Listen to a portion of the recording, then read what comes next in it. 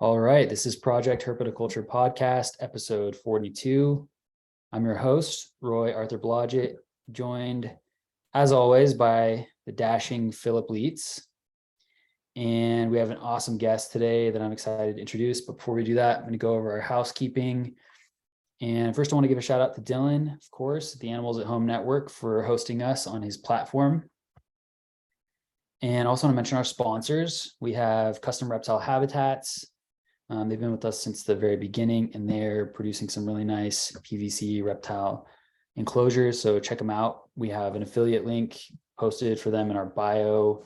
And if you make a purchase through that link, we'll get a little kickback. It'll help us keep the lights on at no additional cost to you.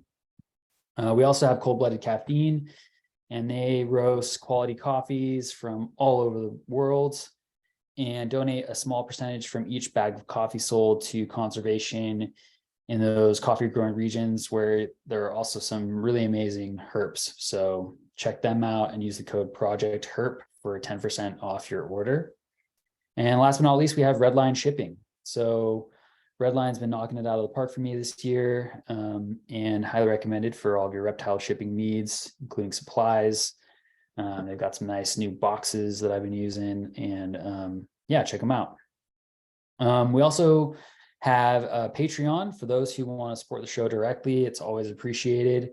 And we have some merch as well listed on our website at projectherp.com, including some shirts with original artwork by Phil himself.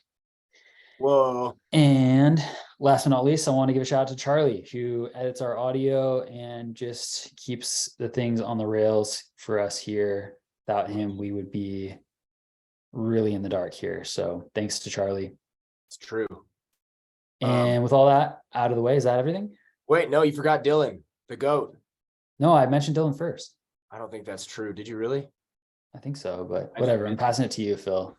Okay. All right. Well, we'll just double down. Shout out to Dylan twice because he's a legend. He's a great guy. But anyway, so our guest today is Rob Stone. Rob, thanks for joining us to have a conversation, dude. Really appreciate it. Yeah, no worries. Thanks for having me. I love the show. A ton of great episodes out there. I like what you're doing, the kind of approach you're taking and all. So hopefully we can have a different conversation. Yeah, hell yeah. Be looking forward to it. Really appreciate it a bunch. The way I'd like to start is I'd really love it if you can just kind of give us like a two-part background for our listeners who might not be familiar with you or what you're up to. Can you outline sort of what your focus is and where your like the main thrust of where you fit into herpetoculture is at the moment, and then also how you got started in herpetoculture? Like what roped you in? How did this all start for you? Sure. So right now, my principal focus are rhino rat snakes, Solomon Island tree boas, Puerto Rican boas, and Jamaican boas. And then I have a handful of odds and ends that kind of fit into similar boxes, not necessarily from those areas, but maybe the same sort of mentality.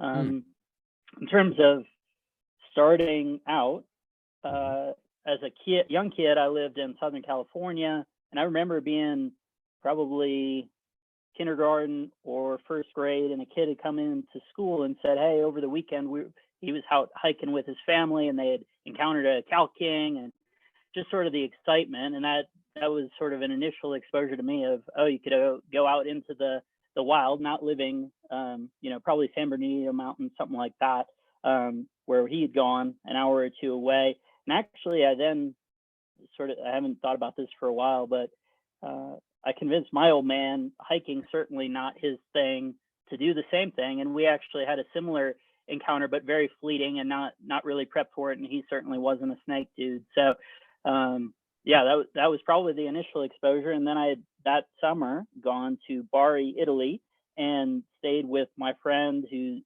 sort of the family property or whatever. And we were catching a bunch of, I guess, wall lizards. So that was kind of my, a real birth into neonatal herping, and moved to Hungary, kept the dime store turtles, 1.5 inch, 2 inch long, that sort of thing. Moved back to the States, ultimately wound up getting a pet boa, well, a pet leopard gecko, a pet boa, that sort of thing. And it all started from there, got me exposed to the Vivarium magazine, Reptiles magazine, the annual Reptiles, all that stuff.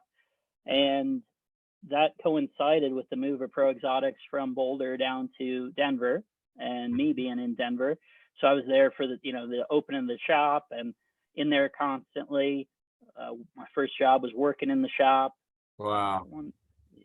So yeah, exposed there, and then I worked there 2 different times, so a bunch of exposure on that end. And yeah, I mean, realistically, for I don't know, 24, 25 years, hasn't been a day that's gone by that I haven't thought about reptiles.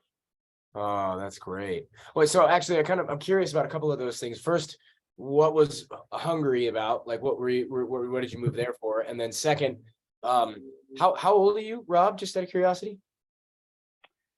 38. I've reached the age where I have to think about how old I am for sure. Yeah. So Okay. So I'm 36. So you remember Reptilian Haven? Yeah. I worked at Reptilian Haven for a long time. That was kind of like where I kind of cut my teeth in reptile. Kind of, like it's kind of a wild spot. But I worked there for quite some time. So if you ever popped into there, kind of at certain times, I'm sure we probably ran into each other and have kind of been in some of the same circles. Because I forgot that I didn't even realize until Brendan had mentioned several times, because some stuff just flies over my head, but that you and I are local to one another. I did not realize that. So yeah, 100%. Yeah, we'll have to get together and shoot the shit. But anyway, what was Hungary? What was the deal with that? Yeah, so my parents started the first English language business newspaper in Eastern Europe in 1992. That was the Budapest Business Journal.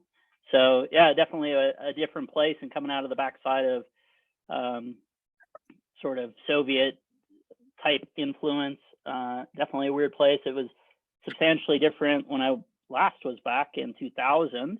Basically seemed like America, although either same or different. It now has been definitely sort of deteriorated into a sort of some fascist state in some ways, but neither here nor there. But I did actually, when I was there in 2000, meet a Hungarian reptile keeper who had several hundred different snakes and things. So that was cool. Cool context for that. Haven't done much Hungarian herping, but they got definitely some cool stuff. And yeah, being in that sort of my folks being in that line of work and all has put me into some interesting places. Haven't done as much herping in those places as I would have wanted, but Kyrgyzstan, certainly I wish I had gotten out a little bit more, Belarus, all that stuff. So yeah, a ton of different places. Wow. Hell yeah. Very That's cool. great. Very, very cool. So what brought you to I know you have quite a few different, sort of various projects happening at the moment, but like, can you describe a little bit about how you came to land on some of those projects? Like what it was about those animals that drew you in, that kind of captured some of your interest? Sure. And I think actually it's kind of funny in that, the sequencing of those questions or going into that is that, to me, a lot of those things are things that I was, first exposed to, whatever that would be, 25 years ago, where, for example, rhinos, right? Pro Exotics first got those in late 97, early 98, something like that. Klaus through Cameron. And they were, going hot and heavy with that in terms of the ads heavily featured those. So if you look at a Reptiles magazine from 98 or 99, there's a prominent item. I think they were one of the pictures that was in the visual ad. There was an article that they had written in 99, 2000, 2001, somewhere in that space.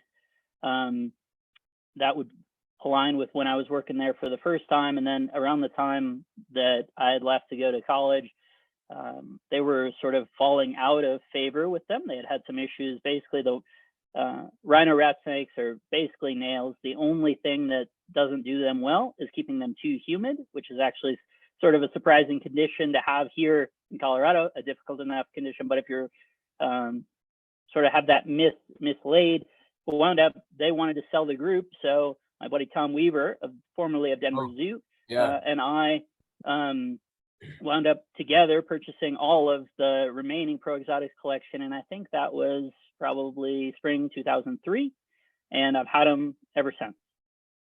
So yeah, I didn't have any prior to that, had exposure to them there, and then bought that whole remainder of their group, and yeah, kept them consistently since then. Puerto Rican boas goes to the same thing. I remember one of the, within that first year, I think it was probably October and November 98, Reptiles magazine had an article on Puerto Rican boas and how, no one was, quote, no one. That's sort of a concept maybe we can go into about podcasting or whatever when people are on here of no, quote, no one. And it's never actually no one. It's that maybe we're not aware or whatever. And it's kind of the overstatement of the simplified overstatement of no one. But essentially the article said they're not amenable to commercial trade, and it's unlikely to be something that is available to, out there. And it took probably another 18 years before I had some. Jeff Murray is doing a ton. There's a small group of people, Tom, Steve out in Arizona. There's a handful of people that are working with them, and sort of in some instances interrelated to AZA animals and surplus and that sort of stuff in the stud book involvement. But I think the first ones I got then were in 2015 as gifts from Jeff. So, but really that was the effectuation of something that I've had an interest in for 17 or 18 years, going back to being a kid and seeing in there, hey, there's these cool boas that are not something that you're going to see and are not commercial and all this different, an original Endangered Species Act listed animal and all that stuff, CITES 1, all that stuff. Interesting. So you've always had, would you say that you've kind of always had a bit of an interest in some of these things that are a little, just maybe, I don't know if obscure is the right word, but maybe like a little more off the beaten path, as it were? And because like part of the reason I ask that is because I think of myself as a bit of like a reptilian basic bitch. Like I spent a long time just kind of following stuff that was really trendy and stuff that I like kind of got captured by, I had my time where I was just fascinated by bearded dragons, ball pythons, leopard geckos. I mean, I've gone through those phases, but I'm always intrigued when I meet people who maybe seem like that wasn't really their path. Did that never really happen for you? Yeah, I don't know. Tough. I certainly have I don't think I've ever had a bearded dragon. But yeah, but I have had hundreds of species of reptiles for varying lengths of reptiles and amphibians for varying lengths of time. Sure. Tom and I started a business together in 2003. And then, within the 3 or 4 years thereafter, we bought and sold a lot of animals from Cameron, stuff that we were producing ourselves. So I've had a whole host of different things, tried a whole bunch of different stuff. I'm a big proponent of trying different things, and you come to find the things that fit best with how you do it. I guess I would say to you, Phil, I've had my phases of being super interested in uromastics, if we go back to 2006, 2007, seeing, certainly the Lindsay Pike stuff. There was a great site that was out there at that time, which maybe that was, talking about rainbow benti and all the notion that there was 40 or 50 different kinds, when you beyond species and when you're including varieties and things, this would be on the front end, even of princeps and Thomasii and all that stuff. But I don't think I've actually ever had a uromastyx myself either. So it's funny that talking to you two, I've had, as I say, hundreds of different species, but I don't think, for the most part, I've had the stuff that are focal points for you guys, which is just sort of a funny mix. That's cool. Yeah, that's interesting. Very interesting. So what did you mean a minute ago when you said the thing about, no one, in quotes, no one was working with the Puerto Rican boas and stuff like, can you talk a little, you said, because it sounded like you had more you wanted to say on that particular topic. Mm-hmm. Sure. I just think it's a vocal crutch that people will fall into on podcasts where they'll say no one, meaning it's uncommon. And that can be, it can come from a sort of a selfish place, right? Especially if you're using that to juxtapose your position versus sort of the greater other. But I think more commonly, I don't think it has that negative intent. It's just easier to say than to say, well, no one that I'm aware of, or I really mean very few, but it's a lot simpler and a lot less qualified to just say no one than it is to say, we would have had a decade of this on Really Python Radio of people would say, oh, no one cared about X. And obviously that's not true. That's a gross oversimplification that, well, what you might mean is that the nexus of people who were super interested in working with locality black-headed pythons, combined with those who had the ability to pay 10 grand at the time, which is probably 30 grand now, maybe what you really mean is the nexus of those two things, and then push those projects forward successfully without running into life events and all these different stuff. But that's a heck of a lot more words than it is to say, no one cared, which almost certainly isn't true. Maybe the nexus of people with the capacity to have them and the sort of life status or life situation to facilitate that. Maybe that actually was 0 or close to 0, but we just know that's not correct to say that, oh, no one was interested in Western blackhead in the late 90s. That's obviously false. Right. Yeah. Well, and I mean, it's one of those things that's kind of easy to, you're right. It is like a verbal crutch in some regard, but it's also, actually it is kind of an interesting topic, because it's like something that I've said pretty regularly about, like, say, Uromastix yemenensis, where I've said, hey, there's only I know of 4 people that have bred those things in the United States that I can name. And those 4, even of those 4, there's only 2 of them who have bred them with any consistency. Now, obviously, I can't account for all the people who don't participate on social media, may in fact have those. But at the same time, it's like, if those people aren't in the conversation somewhere, if they're not participating in the trade somewhere, if they're just doing it well, then where's the, how am I supposed to include them? You know what I mean? It is sort of like a strange, I don't know what to call it. Paradox is not the right word, but it's like a bit of a weird, it's like a bit of a pickle, because you don't want to exclude people, and I've had people actually get pretty upset with me about this. There was one guy years ago.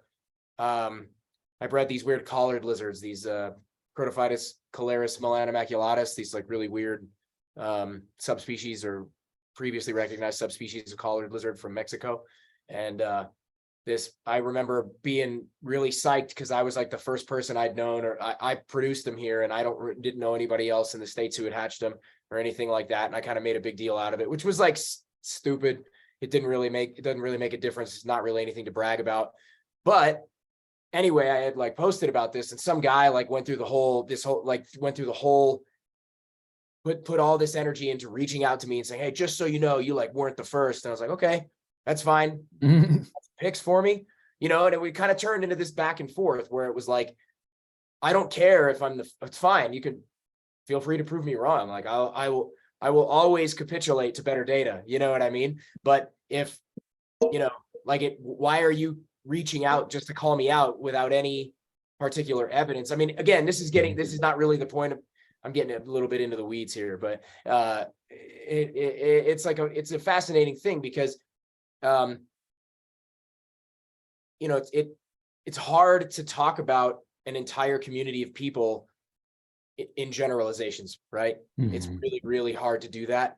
And I don't think that most folks have the energy or sort of the cognitive wherewithal to make the sort of necessary conversational framework that includes the possibility of people that we have never heard of in a given subject.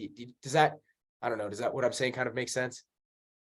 Oh yeah, 100%. And I think what it reminds me of is going back to there are people in herpetoculture that folks have asked us on NPR to have on for literally the entirety of the time that the show's been going, right? And those people have consistently there, and there's a handful, there are a handful that are specifically in my mind when I say this, that it's they just don't want to do it, and that's fine. But what I would highlight to those people, and this to me fits in the same box that you're talking about, is okay, but for whatever and varied reasons, you all are choosing to not own your own narrative and story. There are a couple people in particular that jump to my mind that like herpetoculture, the sort of herpetocultural zeitgeist has an impression of these people and of their story. And by not coming on, they're failing to own that narrative or get their counter narrative or additional facts out there. That I don't doubt that the sort of general presentation or general understanding is not the full story, that it's more complex than that, and that there are additional motivators and things that would make probably, if they would come on and present themselves in a light more favorable, they could probably change that narrative. But by not coming, then there's never going to be that pushback to that narrative. It's only going to be that which has been generated, and that's fine. And they could be okay with that, and that that's not my call. And we've come to really accept that. And like the answer when people ask, hey, what about person X, Y, or Z? The answer is it's very clear that they have an opportunity to come on and talk, and they've consistently made clear that they're not interested in doing that, and that's fine. I would just say that I do really think that's to their detriment. I mean, there are a lot of people, people are complicated, right? And I would say that it's safe to say that, everyone has positives and negatives. There are, good aspects of their character, good aspects of things that they've done, and the opposite, and things that maybe they wish they could do differently or could have done differently. But just the ability to frame your own narrative, I think, is really valuable. But to your point exactly, we've gotten sort of that feedback before. Oh, when we went and found an Owen Pelly python, and it's like, well, within the, living memory, we're the first, with sort of one exception. I know Ryan had gone out. Maybe it'd be safe to frame it as the first Americans without an Australian with them to go find one. And then, exactly as what you're talking about, Phil, where we get feedback that, oh no, I did that in 1980, whatever. And the answer is, well, you've refused to come on the show. You've refused to say that. So how am I supposed to know what you've never talked about? Yeah, the expectation is not on me to know what you have never put out into the universe. And then I'm happy to accept it. I mean, proof or not, say, okay, fine, no worries, dude. It doesn't make any difference to our experience of that moment. But that's on you that I don't know that. That's not on me. Yeah, and there's a phrase that's like a little bit immature, but I like this particular statement, which is pics or it didn't happen. You know what I mean? Like pics or it didn't happen, bro. Like I know it's stupid. I know it doesn't encompass the totality of certain things, and like I've got plenty of instances of things that have happened here that I don't have photographic evidence of, and that's okay, but there is some merit to that statement, especially now. Like, bro, we all have phones. Like you can, it would take you absolutely zero effort whatsoever to snap, especially if if I had a fucking, I don't know, a tuatara, if I had tuataras here and they bred and laid, you think I wouldn't be ruthlessly snapping photos all the time because it costs nothing to do so? Yeah, maybe in 1988, okay, maybe then it was a little challenging because you had to buy like a Kodak and go get them developed or whatever. But like nowadays, there's no excuse for that anymore. But also, more to what you were saying about allowing other, like when you don't contribute to the conversation, you're allowing the narrative to kind of run away with you. I think that there's another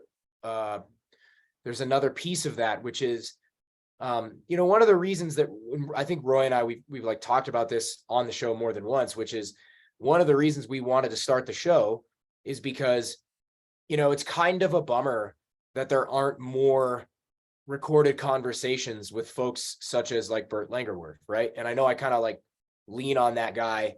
I just happen to looked up to him a lot, right? But so I kind of lean on him as like an example in that regard. But we would like to, at the very least, if absolutely nothing else with this podcast, we really want to have some kind of record of all these different people who have done all these different things. Like everyone we've talked to, they're not going to be here forever.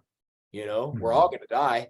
It's just kind of how it goes, and books are great and all that's fine, but man, I'd rather have a really long conversation and hear a long conversation with somebody like Bert than reread The Lizard Man.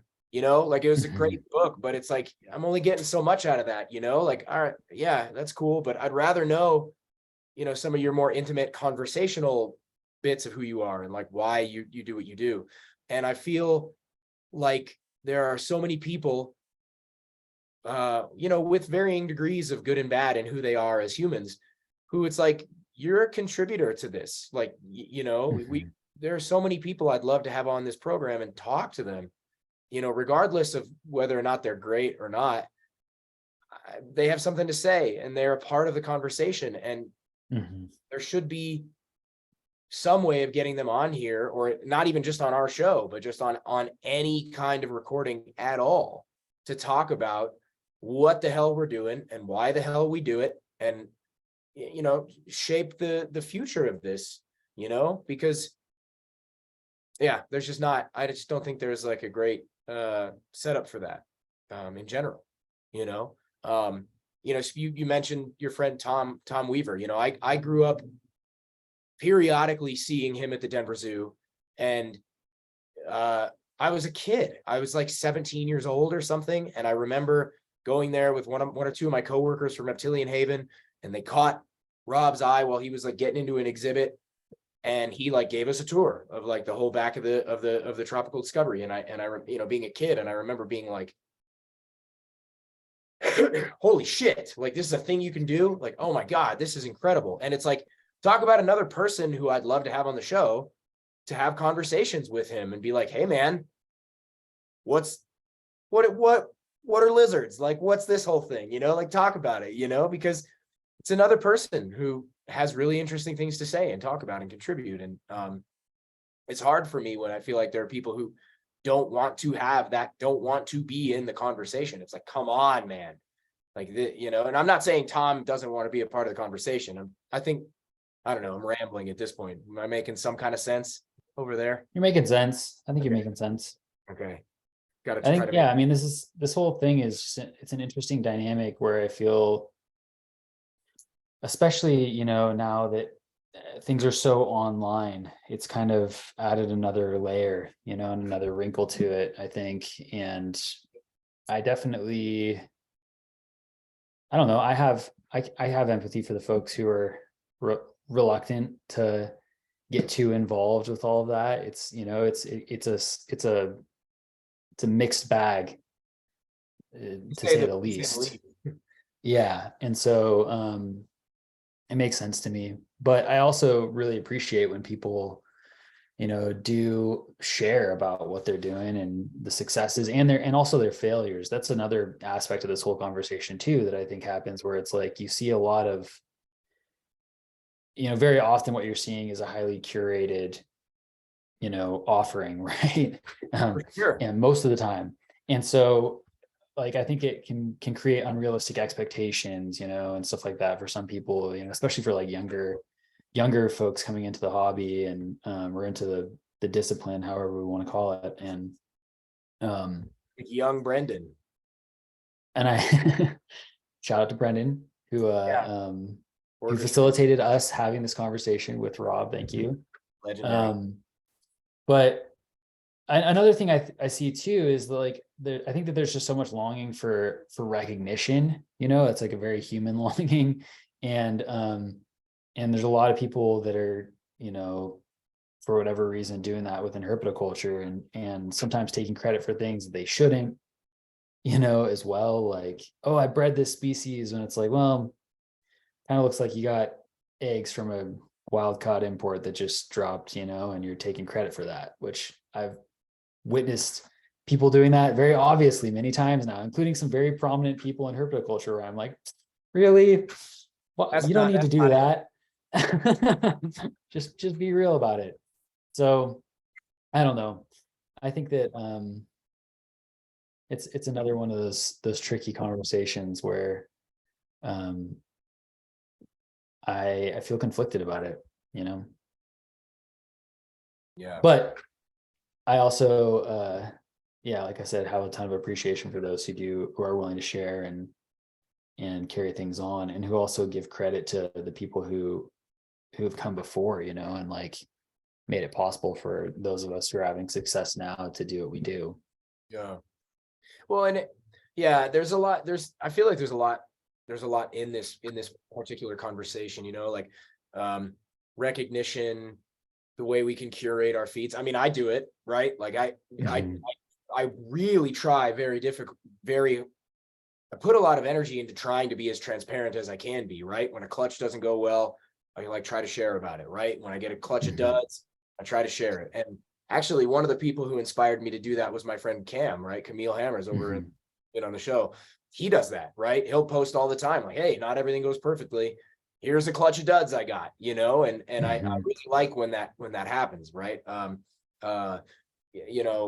try to share pretty openly when things aren't going the way I expect them to go with a specific project or with a specific endeavor. But regardless, like even at the end of the day, it's a lot more fun to share when an ornate here is looking as stunning as it can, and it's looking super shiny and colorful, and ooh, wow, what a Pokemon, who knew, right? Crazy. It's like it's more fun in a lot of ways. But there is like a problem with that, I feel like, it kind of, it's something that's said pretty regularly in other circles and in martial arts in particular, but like you learn more from your failures than from your successes most of the time, like most of the time. And I think that's true broadly. And I think it's true in herpetoculture. And I feel like we're in a unique position with our particular trade, industry, discipline, whatever label you want to put on it. It's like we are kind of in this really bizarre position where we're growing this. We're kind of like, technically we're closer to the beginning of this whole thing than we are to its prime, or its or like the whole industry getting like getting momentum. We're way closer to the beginning than we are to the middle or to the end, right? And so, well, unless I hope so. Yeah, I hope so too. But right. But it's like, given that we're closer to the beginning, I feel like it makes a lot of sense to sort of set the right example, set the right tone, lay a usable foundation for the people who are going to come after us, who are going to do way cooler things than any of us are ever going to do. I mean, I feel like it's harder. It's like increasingly harder to do that when there's a reward for, when you're getting paid to make reels on the gram, which like I'm trying to get paid, man. I'm trying, like, it costs a lot of money to house and light all these uromastics. It's expensive, Yeah, I don't know. I don't necessarily feel like I'm zeroing in on a particular question here, but it's just something that, well, I have something. Let me get in here. Get in there. I feel like this kind of, conversation around successes and failures, and like attributing successes and attributing failures, I feel like it may relate a little bit to this concept that I've heard Rob speak to in the past of the cosmic octopus. And I'm curious, Rob, if you'd be willing to elucidate that concept for our listeners and kind of speak a bit to that. Sure. The one tick and tie to go to that conversation you were just having there, Phil, just the thing that jumped to my mind is, I think the other thing, just for people's own sanity and self-worth and the value that they're putting into the projects they're doing, I think it's really important for people to be doing things for their own self-satisfaction. I just know that I've seen it in terms of here's something that's the end product of a ton of either thought or work. So we could be talking about some field herp and find, or we could be talking about, producing a species for the first time or whatever it is. But, I've seen it in both contexts where it's like, I produced Solomon Island tree boas for the first time, 8 years into keeping them. And, you get 200 likes on that.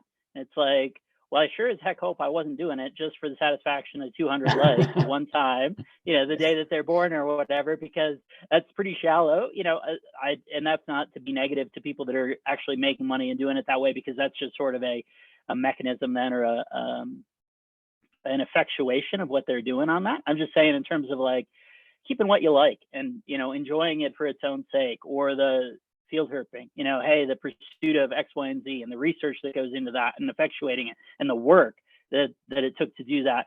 I sure as heck hope that you're not only doing it to be able to post a picture that maybe people like or don't like or whatever, because that's pretty unsatisfying. Even if you are getting paid for it, I'm sure that's unsatisfying. So I think what you said there makes a ton of sense. And that was just the thought that it was running through to me, is saying like, we need to be keeping and doing what we like for its own sake, because the result that you're going to get from that, and heck, I've seen it, is really is going to pale in comparison to the work that went into it. Yeah, absolutely. Yeah, I couldn't agree more. I mean, I do have weirdnesses around this particular topic too, because it's like, I also understand when people encounter a project that, like,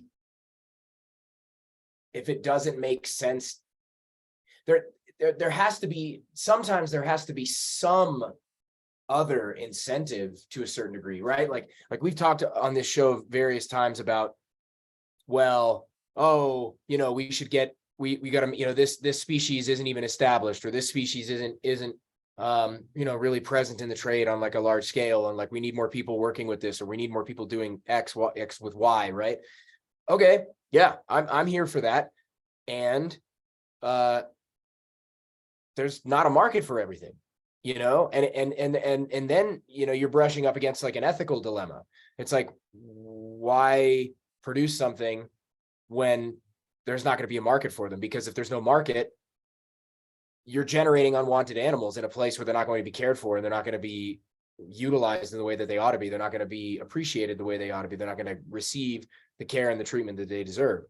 Right. So I feel like there's a weird line to walk here. Like, now, granted, that doesn't mean that there needs to be an existing market for you to pursue something, right? Like, weird example, I don't even know why I'm doing this, but I'm getting some Schneider skinks. And it's like, there's not really a market for those things, right? Like, they're amazing, rad, cool animals that are deserving in and of their own right, but there's no market for those, right? So, but like, I'm getting them anyway. And part of that is for my own growth and learning. Part of that is to pursue an interesting project that doesn't really have a lot of pursuit behind it. But then also, you can generate a market for things. You can set an example and show how incredible something can be through your own efforts, right? And you can putting your own spin, your own creative energy, and your own expression into something can generate interest and intrigue. So I'm not saying that that's a prerequisite, but I am saying that is a factor, right? Like, it's like not the wrong thing to try to say, all right, well, does it make sense to breed, different example, like Uromastix molliensis and Uromastix dispar, right?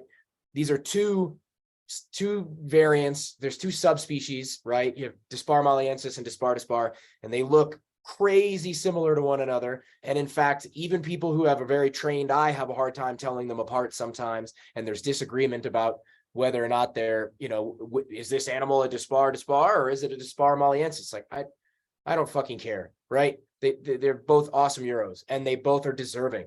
But like, does it make sense to invest a ton of time and energy propagating both forms of this obscure species that only Uromastix nerds even can tell the difference between? Like, what's the utility in building that, And I'm not suggesting there's no utility. I'm just suggesting that, like, it's complicated. I don't know. Does that make sense? Yeah, for sure. I mean, I think so. There's a ton there, right? In terms of just being in the narrative conversation, as someone who sort of intellectually or fundamentally would fall generally, my predilection would be to fall into sort of the completist mentality, right? I've come, though, in my herpetoculture experience, what have I learned out of this whole thing is to say that that is a better ideology than it is in practice, right? That sort of completist, okay, I want to have the whole set, or I want to have like in reality, they're different things because they are different, right? So that they're like, they either they live in a different place, which means their care is going to be different, as opposed to looking at it saying, right, you kind of, if you go back in time, you have the Frank Reedus mentality of like, well, varanids are varanids are varanids. And well, we know that that's really not true because they wouldn't exist as different things if they were entirely the same. So you can't probably, to maximize your result with them, treat them as though they are all the same. Olivaceous is not the same as a Parenti, is not the same as a Mertens, is not the same as a Mitchellii. There probably are fundamental aspects of what you're doing, right?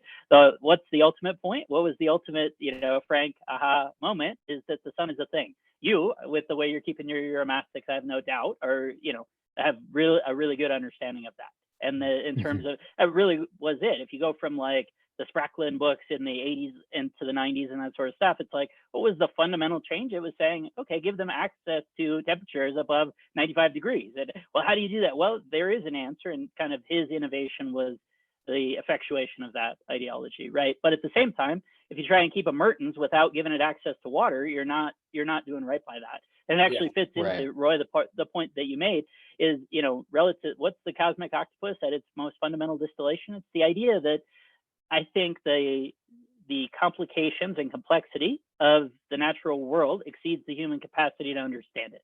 So I think that's basically it. It's fundamentally looking at things and saying that I know that I don't know everything, and approaching things with that mentality and mindset and saying, okay, this universe of things, of solutions, has proved to work, whatever that might mean in whatever different context. But I wouldn't deign to say that I understand the full complexities of anything, let alone everything. And that's really what it comes down to, is there's so many inputs. And when I say, cosmic octopus, it means that there are an incalculable number of inputs. And I wouldn't dare say, there are a handful, maybe there are a dozen in terms of keeping an animal that we can at least conceptualize and try and address. Some of them are really amenable to that, others are not, right? And some of those might be fundamental and some might be sort of ancillary to what we're trying to do.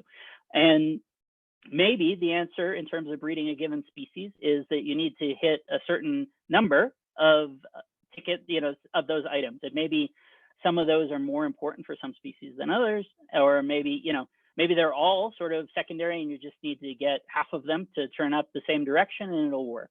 Others, maybe it needs to be this one definitively and then a handful more.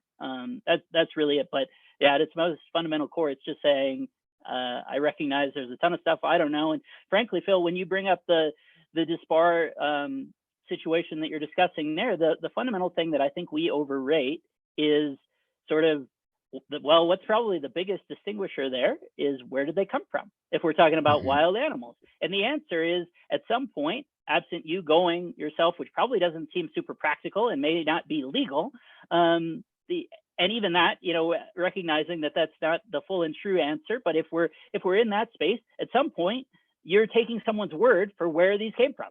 And, we've been through this a million times in herpetoculture. Like if you look at any of the Indonesian insular, the real tiny endemic insular population stuff, there was deliberate, and same in New Caledonia, right, with some of the Leachianus and a whole host of different things. Sometimes those people are incentivized to lie to you about, oh, are those lizards from Mitsul or are they from someplace else? And what is it that, in fact, am I telling you the honest truth, or am I telling you something that's deliberately false to mislead you so you don't then, nudge in on my resource or the resource that I'm capitalizing on? Or is it somewhere in between where it's really the island next door? Do I call that the same thing or not? We get into an alternative discussion of like, oh, this cut versus that cut versus whatever. And are these the same thing or are they different? And all of us can have a different opinion on that. So that, right, we went from honest truth to a fiction, and then that in between, which is just a question of interpretation. And we could be looking at the same set of facts and interpret them differently. And so what is that then? But now we're applying that to some communication 3 levels away with someone whose agenda is entirely different from my own. And we all have our own motivations and purposes. Just recognize that. It's like, okay, in your dispar context, what's the real definition. It'll be, well, do I have a true sense of where these are from? And then fundamentally, do I agree with the description and think that that makes sense and that the range actually is where that is? And I mean, we're just so far down the rabbit hole at that point that that's where we have to take the view that we're doing the best that we can. And, you know, is it making us happy and are we content with it? Because if you're trying to do any more than that, you know, heck, I don't know. I really don't know. Yeah. Yeah, no, that's really great. I mean, I feel like this relates to this thing that I've been kind of pushing. Well, pushing is the wrong word, but this idea that I've been thinking about a lot, and I've been kind of verbalizing my thinking about it on the show a lot, which is that we're doing something different. Like what we're doing here with our animals in captivity is not the same thing as what they are out in nature. Like it's just a different thing altogether, you know. Like it doesn't mean that, like in the same way that, you know, Roy and I will take a lot of cues about how to live our lives from looking at hunter-gatherer groups, because that's where we all come from. At the end of the day, we are not hunter-gatherers. We don't live that way. We're never going to live that way. And we can try and add in weird little things to make it more like we are. But, you know, also hunter-gatherers don't fucking deadlift either, you know, and I deadlift, right? And like, you know, in that same way, you know, I feel like that's sort of what we're doing here with our reptiles too. It's like, yeah, ornate Uromastyx come from Egypt, Jordan, Israel, you know, handful of places, but that's not what I have here. That's not what they are anymore. They're something very different, you know, and I can stay informed by paying attention to what the way that they would live in a wild context. And yeah, you know, but I'm sure there's some Uromastyx equivalent of deadlifting where like none of their wild counterparts do it, but like I can get them all to do it here and it's going to make them better. It's going to make their lives better and like their descendants better, stuff like this. But it's like, you know, I feel like some of this frustration has been driven by, you know, sort of like these two polar ends of the herpetoculture field, right? Like, and granted, again, I'm yet again generalizing dramatically, but you know, I get frustrated by like this bizarre denial of reptile sense, in the sense that like, oh, they don't need this or that. You know, you have like this one end of the spectrum that says these like are breathing sticks, they don't need that much, and you can just give them whatever and we'll see what happens. And then there's this other end of the spectrum that it's like, well, if you don't give them the world's most varied diet, then you're like, you know, being the most cruel son of a bitch you can possibly be to these animals or something. It's like, dude, you're both insane. You're both fucking crazy. Like, and denying, you know, either end of that, because like on the one hand, it would be silly of me to, well, okay, I'm gonna get a little bit too complicated on this, but you know, I feel like this is really important. Like in my mind, there's been this really strong hunch to regularly remind myself that I'm doing something different here. You know, the descendants of the animals that I have here are never going to Jordan, Israel, or Egypt. They're never going back.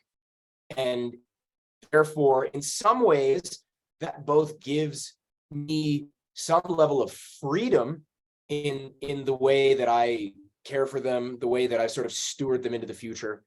And it also gives me a certain set of responsibilities to say, okay, these guys are never going back to the wild. Like, it's on you to say, all right, they're here. Take care of them as best you can. Figure them out as best you can. Figure out what is best for them. Otherwise, you'd be completely irresponsible and cruel in some regard, you know? So, I mean, I don't know. I don't know if this ties into what, you know, kind of sort of like the thrust of what you're getting at with the cosmic octopus, right? Like, it's like, I feel like there's a lot of responsibility with that acknowledgement, with acknowledging that there's too many inputs for our human mind to keep track of. You know, there are way, way too many things for us to hold in our head at the same time and try to replicate. Like, good luck fucking replicating the deserts of Israel. Good fucking luck. You know, like, I have fun, go nuts. You know, I don't know. Does some of that, I don't know. What do you think about all that? Yeah, 100%. Yeah, completely aligned. I don't think there's, where you're laying it out saying, okay, both those binaries of, they're a breathing stick versus I mean, heck, anyone who's saying that you need to be kind of that extreme end of replicating nature, I would say probably should go field herping and look Yeah. at it and say like, okay, well, this singular lizard has this access to this entire hillside that's 10 times bigger than my house, 20 times bigger than my house. So fundamentally, what you're asking for is just to be closer to that, but you're viewing that then as sufficient. And it's like, heck, man, you see, go cruise up a little Cow King, in Utah, like we just did. And it's like, that thing has access to, multiple square miles. I don't have the capacity to do that. So if you're really that militant about that, then fundamentally you shouldn't keep anything at all because it's not possible. Right. Well, and I mean, I talk about this other kind of thing all the time, and I actually was harassing Brendan about it this morning. Like, like there's something really weird about the fact that like, this, even in a natural environment in which animals have access to anything and everything that they want within the confines of that environment, if I put a fucking board out in the field, stuff's gonna go under it and use it. Like I want that board. Are you fucking kidding me? It's a board. It's a piece of wood laid on the ground. Well, but it does all these things. It's like, yeah, exactly. Like this board is a multiplier. It's not like this is a multiplying factor, right? Like how many leverage points, how many things can I find in captivity to add multiplying factors to the well-being of these fucking animals? Like it doesn't seem that complicated to me. I mean, it's highly complicated, but it's not a complicated concept, you know? I don't know. I feel like I'm getting, It seems like you say in all of this, I think that there's, in summary, it's just kind of like there's a benefit to having a kind of requisite degree of humility, in approaching all of this, because I think that it's often, I think about this just in life too, just more generally, that like it helps a little bit to not cling too tightly to things, and have a bit of flexibility and open-mindedness with things. And a lot of the people that I most admire in my personal life and everything are just people who can, their life can be like a total mess and everything can be going wrong, and they can kind of just be like, shrug it off and laugh about it. It's like, those are the people that I'm like, hell yeah, like you're doing something right. That if you can not, turn into a ball of hot stress like I do when things are going crazy. And I'm trying to embrace that, a little bit about just not clinging too tightly to things. But it's also, I think about a lot of times when we're talking about ecologies, and we're talking about living creatures, so much of what we're trying to replicate it's not even just things, it's processes. It's things stacked on top of things and in certain sequences, and like you change one thing in the sequence and it restructures everything else, so it's like this endlessly complicated thing. And I'm constantly addressing that as well, in like ecology and land stewardship work, where we're talking about like, wildfire in California, and it's like, well, here's all these factors that are contributing to why we're having catastrophic wildfire in California, and like here are the management strategies we can employ to try and address this thing. And then it's like people are always like, okay, well, what's the prescription? how do we just fix this? And I'm like, well, you gotta bring back salmon, you got to bring back wolves, you got to bring back grizzly bears, you got to bring back regular moderate disturbance in terms of fire, in terms of all of these, like, how do you replicate all of these processes? And it's like, you can do you can go out and address conifer encroachment with a manual thinning of dug firs, and where they're encroaching into hardwood habitat and all that stuff. But that's not the same process as fire. And so it still falls far short of the mark.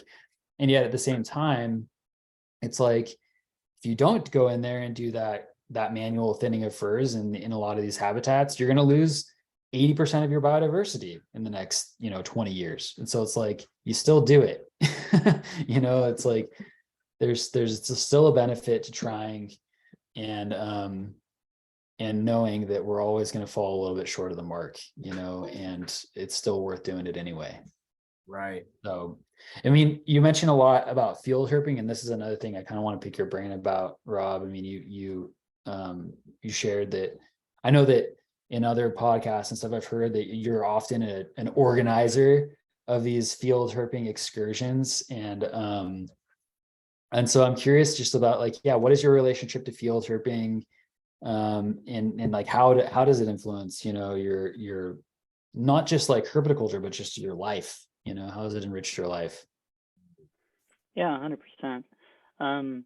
So I think one point I did want to make, I really agree with, the humility that you call out there and the complexity. And I mean, heck, even the fire stuff, right? If you're going, the question becomes, are we too far? Have we put ourselves too far in the hole to make it even more difficult, right? We have all this stuff Yeah. so that the fire, when it does happen, exceeds the environmental capacity because of all the previous missteps and all that stuff. So Yep. yeah, I think that makes a ton of sense. And, just wanted to co-sign that.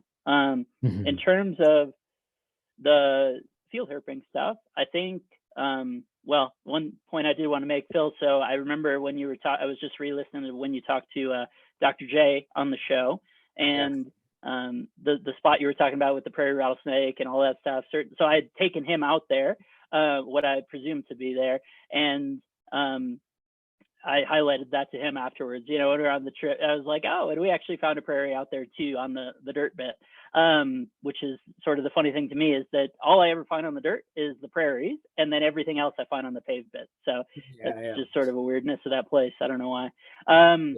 But and one other thing to that point that you were making, Roy, about just sort of complexity, and both complexity, capacity of podcast, all this different stuff, is I would highly recommend. This is one of the first opportunities I have, so I'm going to take it. Hope you guys don't mind.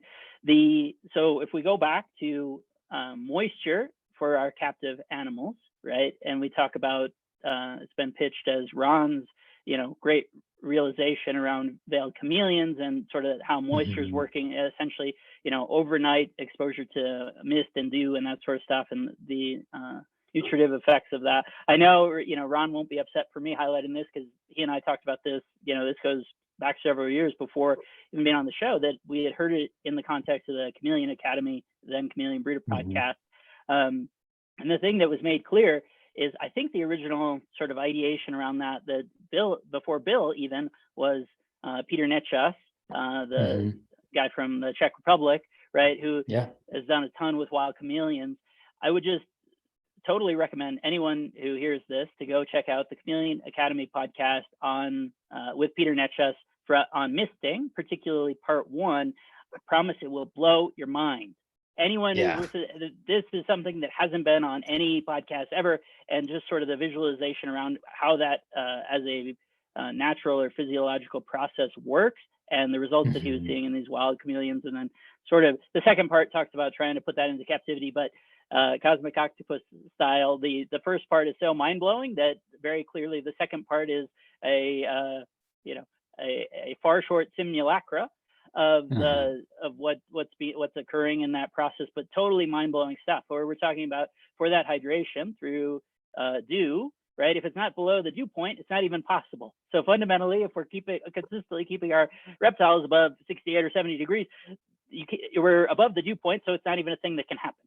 So just our fundamental, most basic fundamental, the way we've kept reptiles from the 1920s, 30s, 40s, whatever it is, forward, in terms of saying, oh, minimum temperatures in the 70s. Well, you're never reaching that dew point. You're never going to have this, inhaled moisture, right, below from dew. It's not even possible. So yeah, part 1 in particular, promise it's going to blow everyone's mind. If they have if they open their mind, it's going to be blown listening to that.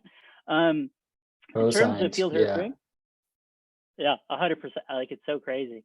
In terms of the field herping stuff, I mean, it's been, my expansion with it has been relatively recent, meaning the last, 5 or 6 years, and really came about as, hey, certainly I'd done some Colorado stuff. I would say the field herping in Colorado has changed a lot in the last 10 years in terms of the number of people that are doing it, and meaning locally. To me, Southeast Colorado and the expansion of that being, essentially this is sort of, as it is, as far as Southwest Kansas, and you can find all these species that aren't really what we otherwise have, and all this stuff. The notion that we have speckled king snakes and all this stuff is an outgrowth of a lot of more people looking in, the last 4 or 5 years, right? That's something where I think the Hammerson book from the mid-1980s, I promise speckled king snakes were not in that book. And in reality, the answer is, they barely come into one county or whatever. But there have been a lot of people who put a lot of time into that, and I want to applaud them. And just sort of seeing that happen, I still haven't been down there. It was not a place people were going, 10 or 15 years ago or whatever. And so that sort of has opened my mind a little bit to that as well. And I think, really going to Australia, one thing that I would say is, I'd heard a bunch of people talking about going to Australia, and maybe just sort of the different perspectives or personalities or whatever, put that through this lens. And I know Eric Burke had the same perspective of it, made it maybe the longing to frame it as the grand adventure made it seem a lot less practical than kind of in my framing, in my mind. I just hadn't perceived it as being as realistic as it certainly is. So that's kind of always the message I put out there. And I know you two put out there, not necessarily in the context of Australia, but in field herping generally, is like, hey, this is practical. You can do this. Figure out where you can start to be the one who does this. But there's a place that you can go. And fundamentally, especially if you approach it with the mindset of, I'm genuinely stoked to find anything. Right. I love vagrants. I love Western terrestrial garter snakes. I've seen literally hundreds at this point. Those are the most common snake in Colorado by far. But I still love seeing them. That doesn't mean I'm going to take a million pictures of them in the same way as I would sort of this target species that is the one time I get to see it, or, with certainty, right? It's in front of me. It's the one time I'm certainly going to see it. But I still love to see them. I love seeing all reptiles and amphibians and stuff. And you talk to, Justin, and he's stoked on birds, Nipper's stoked on birds and all this stuff. So I'm not quite there yet. Birds are, it's more the flighty bird, swimmy bird, sort of runny bird sort of situation for me. But I could certainly appreciate seeing them and sort of what goes into that. I'm just not that advanced yet. Maybe that's the answer. But I don't know. I love it. I think it's super fun, and both as a sort of planning person to look at it as a task, an intellectual task on the front end, and then as a Phil, I know you'll appreciate this, sort of the joy of physicality. I would say that my own satisfaction from doing it not the easy way, right? So hiking up animals on the crawl versus road cruising something is 100% of the difference. Just the satisfaction, even if it's not at the animal, or it was accessible in that context, right? Of saying like, oh yeah, this is something that's most easily found by road cruising. Well, I know its habitat is right here, and we could hike for 10 miles and hope to see it on the crawl, or we could sleep all day and drive around and maybe find it tonight. The satisfaction to me of finding it in its habitat, doing the hard thing, which I think really is a reflection of that sort of the physicality of it, the real earned nature of it. To me, that's a big part of it. The satisfaction I get from that is really huge. I obviously agree with everything you just said there. It's really great. There's this other interesting phenomenon with field herping that I've been thinking a lot about lately, which is like the way it teaches you to see things differently. It teaches you to use your senses in a different way. Like I remember Nick Dokai, a good buddy of mine, known him for a very, very long time. He was the guy who introduced me to field herping. He was the one who taught me how to do it in the first place, and told me all about like, hey, here's the deal. You don't jack up the habitat. You don't take a bunch of shit just because you can. Here's some ethic around this. Here's the way you do this. And I remember when he took me to California the first time, and we went to Southern California, and we were looking for chuckwallas and collared lizards and granite spinies and all this stuff. We hiked around for like 6 hours before we saw a single collared lizard. And I remember it was the first time I'd ever gone out and done this. And obviously I knew that they were there, but I remember thinking like, this guy doesn't fucking know what he's doing. I was like, like shit, there's no goddamn collared lizards here. And there was a point also where like, I didn't care. It was beautiful. I enjoyed seeing like the evidence of things that were there. So seeing chuckwalla poop or seeing trails in sand or like, you name it. It was really awesome. I loved all of that. But then I remember when we first saw a collard out on we had hiked for the whole day and we were out on the, we were in this really great area. And I remember he stopped and he's like, dude, hang on, let me and he like looks through his binoculars and he's like, right there, like right there on the top of that boulder. And he spent 10 minutes trying to show me where this fucking lizard was on the rock. And I could not see it at all until he got a noose around it. And I finally, I was like, oh, right fucking there, and it was like, the learning to use your eyes in a different way and like look for different shape language, and all this other stuff was like, holy shit. And then it happened again recently, like myself and Brendan and Matt, my another friend of mine here, and then my fiance Rach, we all went out to eastern Colorado and just hiked around the plains looking for stuff. And there's 4 of us in the party, and Matt, Brendan, and myself hiked right past a hognose that Rach saw on the ground. It was like, hey, and she'd never done it before. And it was like, wonder how many we walked past today. You know what I mean? It's like this, it was so, I love that. Like, I love the like in martial arts, we talk about it as liveness, like this, like one of the things that makes a martial art effective is like, you can punch bricks and break boards and all this other shit, but like they don't hit back, and they don't move, and like there's something about like a live martial art that has responsiveness for you, right? Mm-hmm. And there's something about the liveness. I mean, it's kind of a corny way to put it when you're out in nature, right? But like when you're out in the world and you're dealing with a living, breathing planet that responds to you, it teaches you to be more responsive when you're here, when it's at home, when it's in a cage, when it's confined. It's like, okay, I'm going to be a little more responsive here. I want to add a little bit more chaos, add a little bit more liveness to the experience, not just for me, but for the animals themselves. And man, I fucking love that. I just can't get enough of that. I can't get enough of like, going like, or like when you go, like another simplified version of this is when you're like flipping boards somewhere and you go through and you flip a bunch of boards and you find nothing. And then you're hiking back and you flip the same boards and all of a sudden there's something under there. You're like, hey, where'd you go? Where did you come from? You son of a bitch. What the fuck? Like it's this crazy, it's a cool experience, and I love that about this. I love that about this whole endeavor, this whole experience of what we do is like, yeah, I don't know. There's just something in that to me. I don't know. I'm not sure. Can't even remember why I brought it up, honestly. Yeah, no, 100%. I totally appreciate that.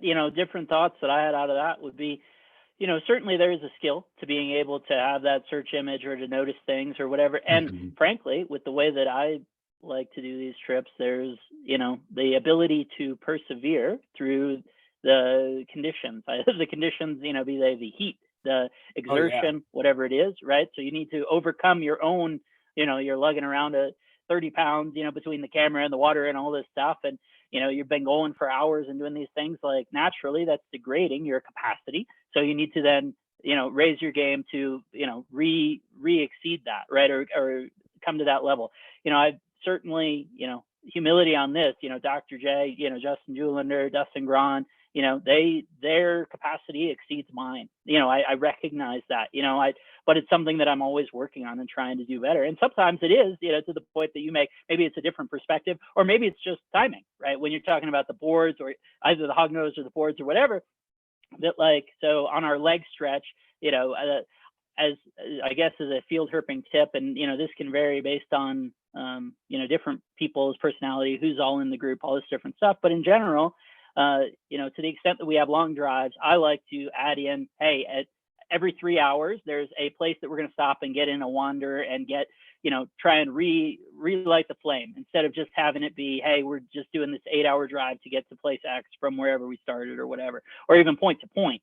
To really, there's certainly going to be something there, and you can find, a place to go at least, right? And there will be things that are there, or at least theoretically there, and maybe you can find them.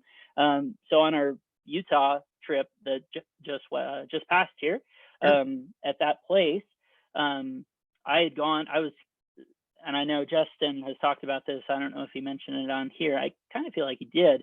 The idea of like, when you're walking in nature to look for something, sometimes there's a school of thought that you want to be going quickly with, and you sort of see this even, locally, right? Where a lot of times the people that will find animals on local trails will be bikers or mountain bikers or whatever, because they come up really fast. So the animal, they're perceiving our presence, and they have the capacity or the impetus to move. And so if we're going slowly, you're making less of a disturbance, but you're again, Cosmic Octopus, they're probably perceiving us a lot more than we think they are. So if you're going slowly, there's the possibility that they're more reactive to it, and they're exceeding our speed to then see them. Alternatively, it seems like sometimes having someone go fast and then someone go slower can actually produce results. And that seemingly is what happened when we were just in Utah on that first stop, is that we hadn't found anything through the first, I don't know, mile of the trail, whatever it would be, right? And there's some climbs to this, and my mindset shifted to say, I'm going to go fast. I'm going to try and do the burst method. So I go all the way to the end, and then I get here on the walkie-talkie another recommendation for field herping in a group. They call me and say, hey, we got pyros here, and I'm like, initially my reaction was that I thought they were just messing with me and that they wanted to turn around. We'd have been there already maybe an hour longer than sort of was the initial plan and all this stuff. And it's like, they're just messing with me. And Eric actually then told Dustin, he's like, you're going to have to call him again. He thinks you're not being honest with him about this. And sure enough, that was the case. A half mile back down the trail, when Dustin was ahead then of Eric and Nipper, and I can promise I did not step over a mating pair of pyros in the middle of the trail. I promise that wasn't there when I went there. Not least I would have stepped on them. Even if I didn't see them, I doubtless would have stepped on them given the condition that they were in. But who's to say, right? Especially then this content, rare enough to find these animals copulating, in the middle of the trail. But it's like, did my bursting through there caused that initial movement that then put them there for someone who was 15 minutes behind me, 10 minutes, 15 minutes behind me on that trail? That you need to have both, right? Quite possibly, if we were all going the same speed, there isn't that disturbance to have them come out. Or if we're all bursting, then they're back off the trail, if we're all together. By the time if I had just sort of taken my time, I hadn't gotten that feedback to come more quickly back, and we all emerged at the same speed. Now they're on the other side of the trail. They're down the hill, whatever it is. So but nonetheless, that's not to distract from the fact that, Dustin and Justin, invariably, it's like, the Seinfeld spotting those raccoons, except they actually are. They're not mailboxes. So I always view it as trying to get better. And certainly, when you're out there and you're seeing absolutely nothing, then it does fit into the mentality of like, is my search image wrong? Am I not looking right? Am I failing to see what's there? Am I exceeded by, is the ask that I'm making exceeding my capacity to meet it right now? That definitely can happen. But then when you're having those feelings, but you see a 3/4 of an inch long caterpillar walk by and you're like, bam, instantly see it. To me, that undercuts that. It's like, okay, I'm not missing it for whatever reason. Again, Cosmic Octopus, they're just not right here, right now at this time. And that's because, because it could be, I can imagine a dozen different reasons. And that is certainly not exhaustive. But when I do see that, do note that and say, oh, well, I did see this, inch long, hatchling side blotch. I don't think I'm missing a 2-foot long rattlesnake, right? And to that point, so we saw those pyros. We then spent 2.5 to 3 days over further east, kind of the west side of Canyonland, look at in a variety of places, all with con color records, and that was sort of the first. So pyros, were a big ticket item, but there's no disputing that the sort of beyond that stop off, the objective of the first half of the trip was to find a midget faded rattlesnake. I haven't seen one, and that was a big goal item for me. It was a goal item for Nipper.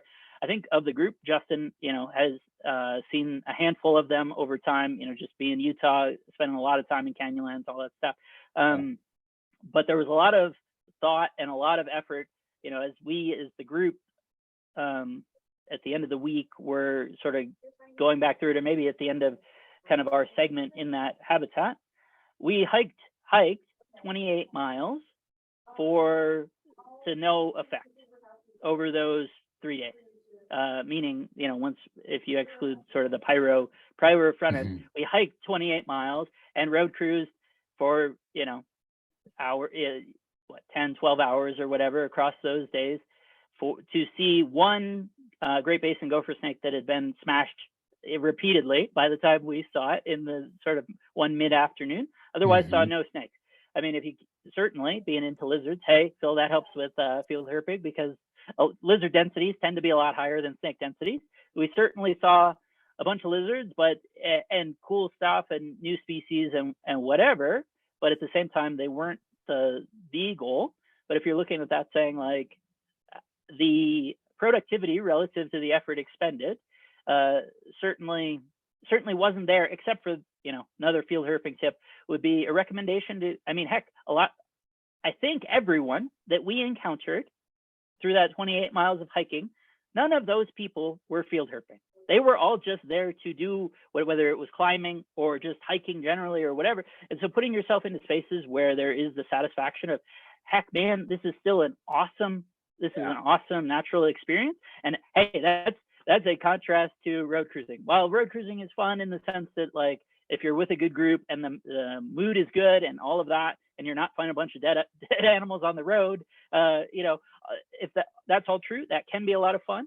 Just being in that space that other people are seeking just for its own sake really makes a ton of difference, as opposed to something that it's like, really, we're only doing this for the goal. If we didn't have this goal, this really kind of sucks, and frankly, I like the mentality or the culture of field herping in West Texas. Field herping West Texas totally sucks.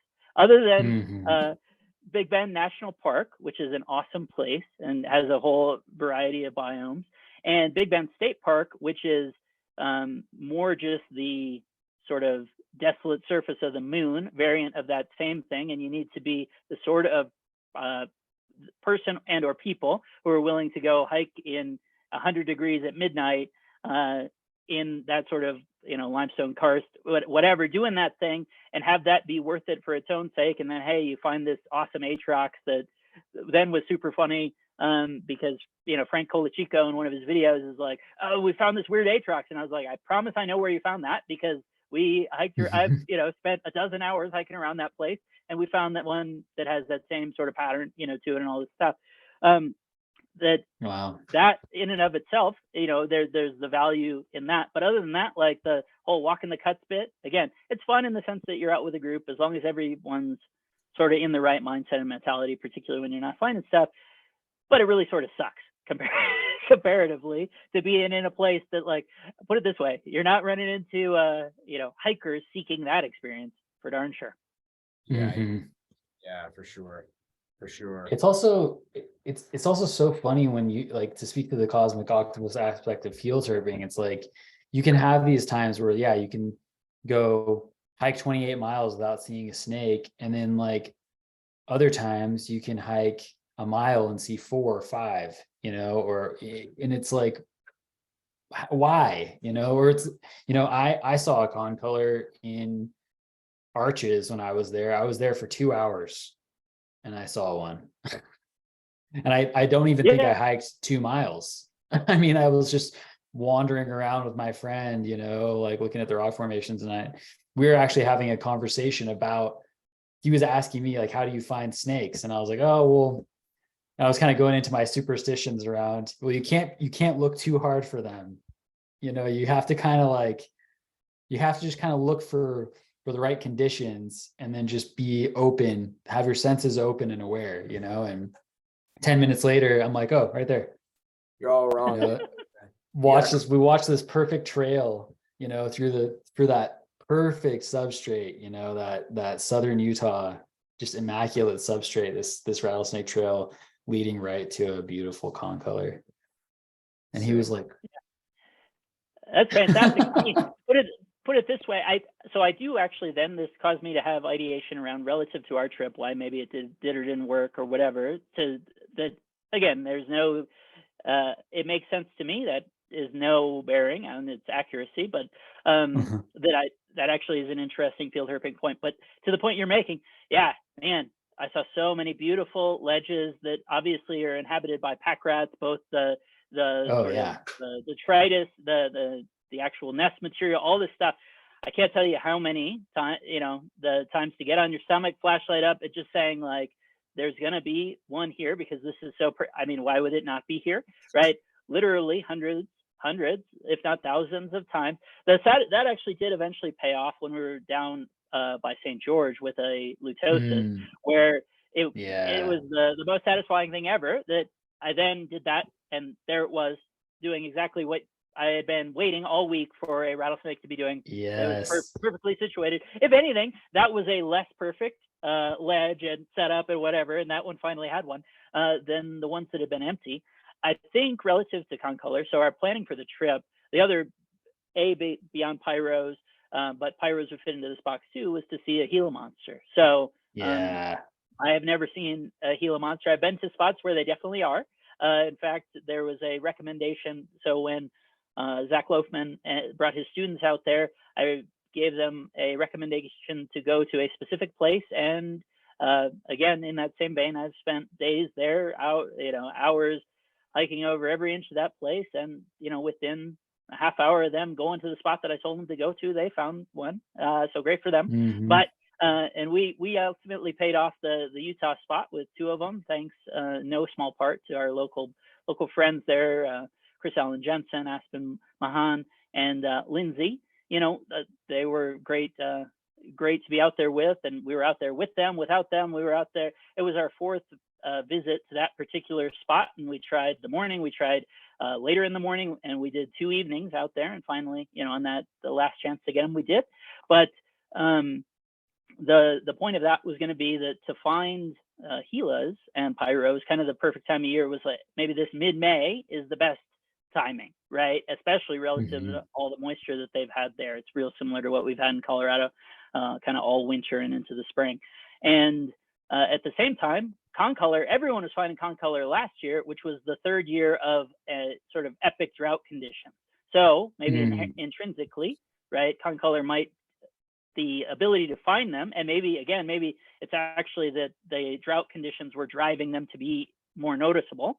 So it's maybe not that they're doing better in the drought, but that they have to go further afield, to find that. Dr. J had pointed out that it seems like certainly we saw less desert tortoises in that same St. George spot than he's used to seeing there, and that's not just us. That's generally true. And the thought process was, well, it's so much more green that they have to go less afield to find it. So that might be part of it. The other thing, and Phil, I know this will speak to you from the Colorado standpoint, is probably all this moisture is no doubt triggering the animals at their den site to be a little more cautious, because I have no doubt that when they disperse, that a late May, early June snow, which is possible there, just like it is here in Colorado, might be fatal to them. So they probably have some, epigenetic knowledge, like, hey, if we're getting moisture, it needs to be dry for X period of time before I feel comfortable leaving the potential sanctuary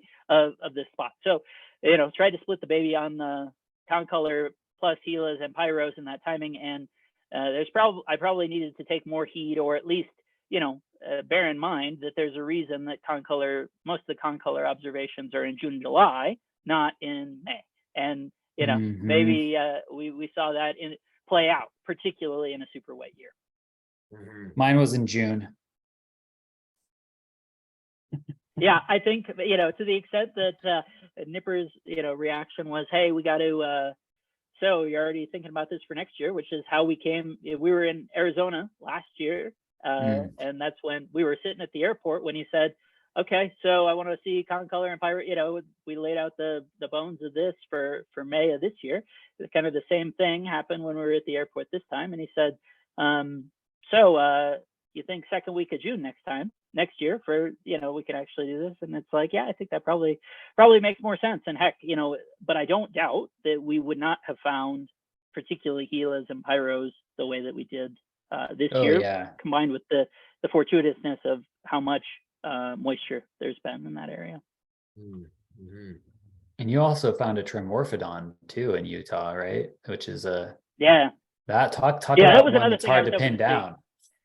Yeah, I'd seen a handful of spots, and there were a bunch of spots on the itinerary.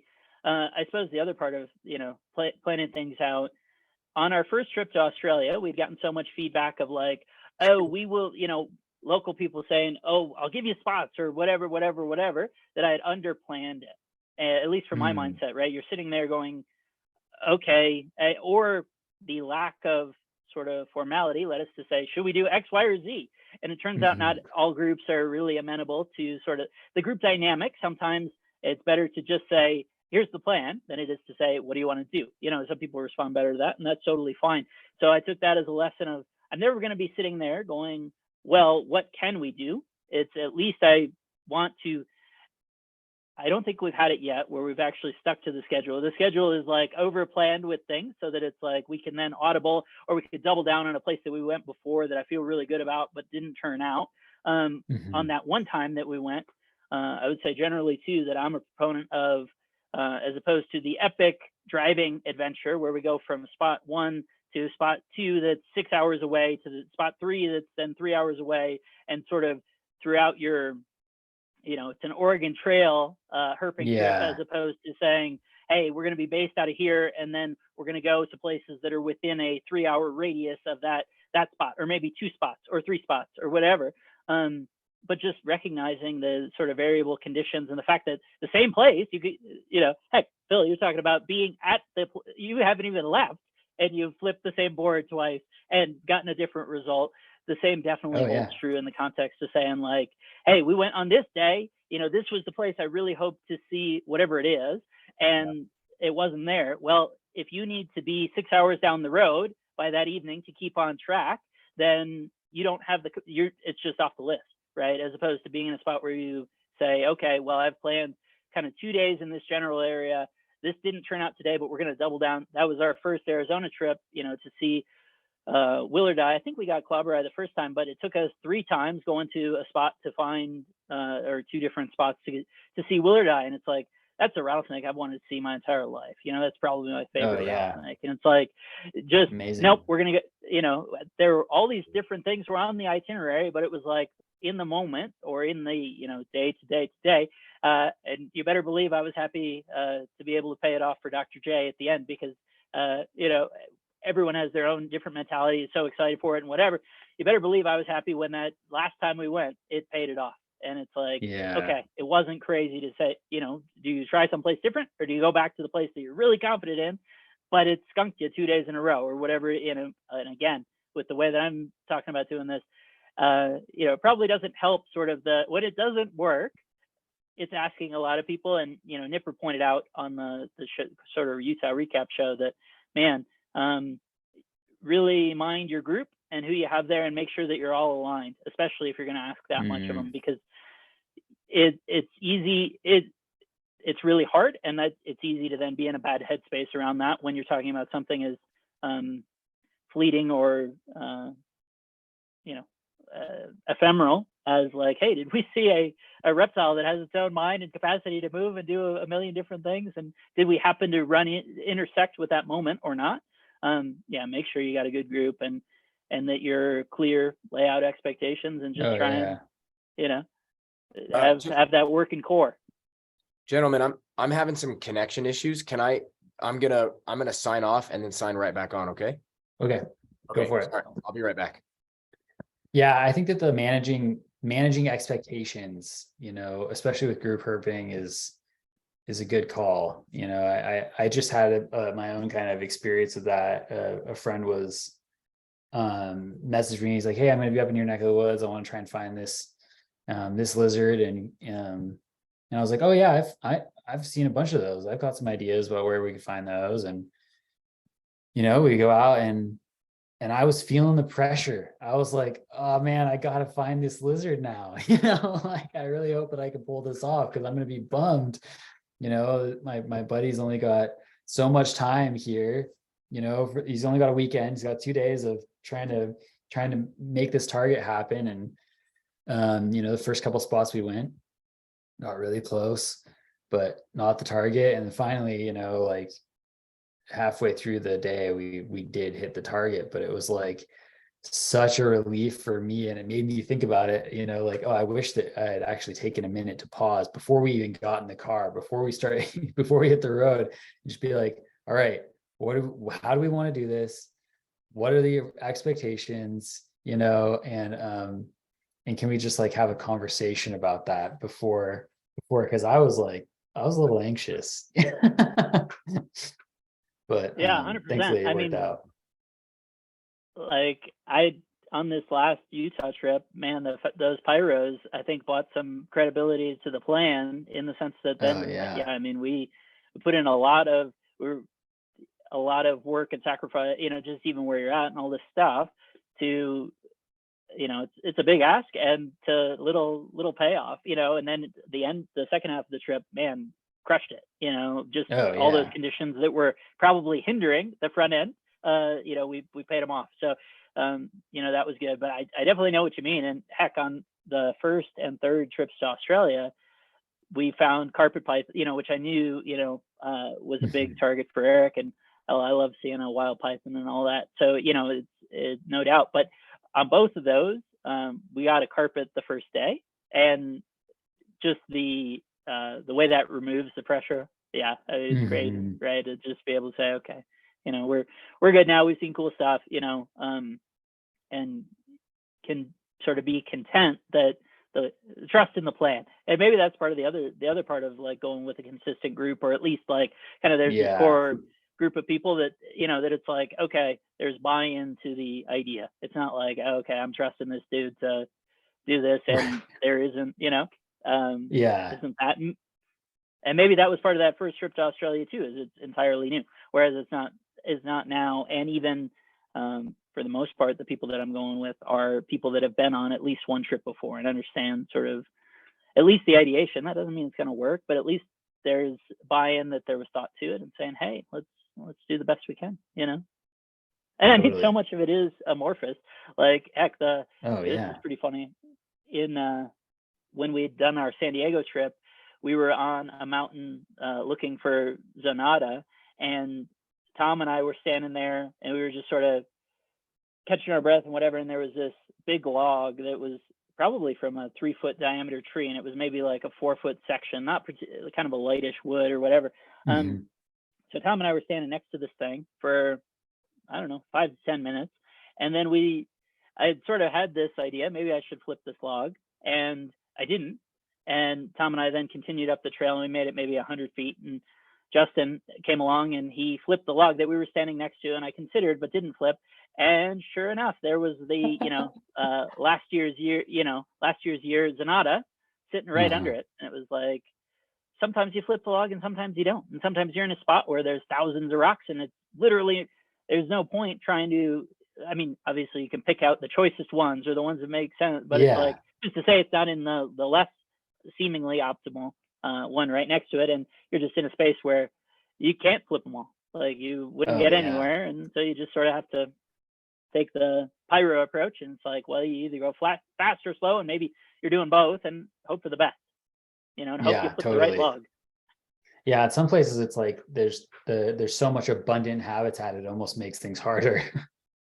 And very often it's like 100%. Like I'll be like, oh, this is the choice rock, but it's like, oh, it's actually the snake liked the one next to it that I would have never thought to flip, if the guy next to me wasn't just like, oh, I'm just gonna do this, and there it is. Yeah. What do I know? What do I know about choice rocks? I've never lived under a rock. I think that's true. I don't think you don't have any. I think you have no idea what you're talking about with rocks, Roy. No, Thanks for sorry rubbing about it in, that. Phil. You're welcome. Sorry about that, guys. There's something going on with my my connection, so I've had to make a few adjustments here. So sorry about that. That's okay. Yeah. Anyway, I wanted to. I hope I haven't missed the boat on this particular conversation, but I was hoping to kind of just add a little bit of extra to sort of like the weirdness that can come along with like the way things happen when you're herping, and consistency and inconsistency. And like, there's a spot in Southern California where I've been looking for collared lizards, and one of the weirdest things I've had happen to me is well, I guess it's not that weird and it's not that shocking, but it's one of those things that just kind of like stands out to you for one reason or another. There's this one little spot where we go to find Baja collards, and it's been so interesting to me that I've gone back and maybe 3 or 4 separate times found found a lizard basking on the same rock. Like it's this one very particular looking stone, and it's kind of in a spot that's relatively recognizable because it's the tallest stone in that area, and it's around this little bend in a wash in Southern California. And every time, like it's like I prep for it, you know, like we're walking up near where that's going to be, and I'm like, okay, I'm going to kind of like really, really slowly edge around this little bend, because so many times we've come around this bend, there's been a collard on that damn rock, and it's a different collard every time because, well, I mean, it's a different one, like one time it's a male, one time it's a female, one time it's a young one time it's an old one. It's like, what the fuck? What is it about that one rock?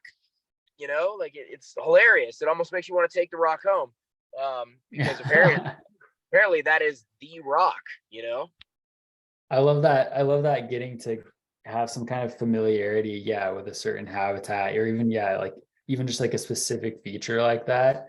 There's definitely a lot of places like that for me around where I am local, where it's like I have this memory of going out herping for the first time with a friend who's a birder. I was taking him herping, and we were walking on this one slope, and we kind of come around this point in the trail, and I was like, okay, from this point until the next 2 switchbacks, it's really good for chaparral whip snakes, Masticophis lateralis. And I was like, I don't know why, but there's just something about the aspect and the habitat composition here that just seems perfect for that species.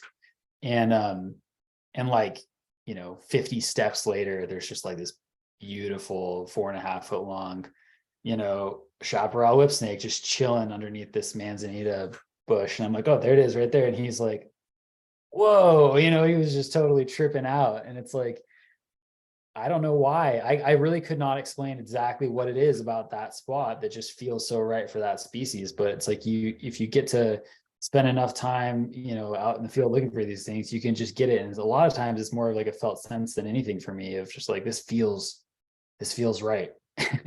It's so cool when it aligns like that.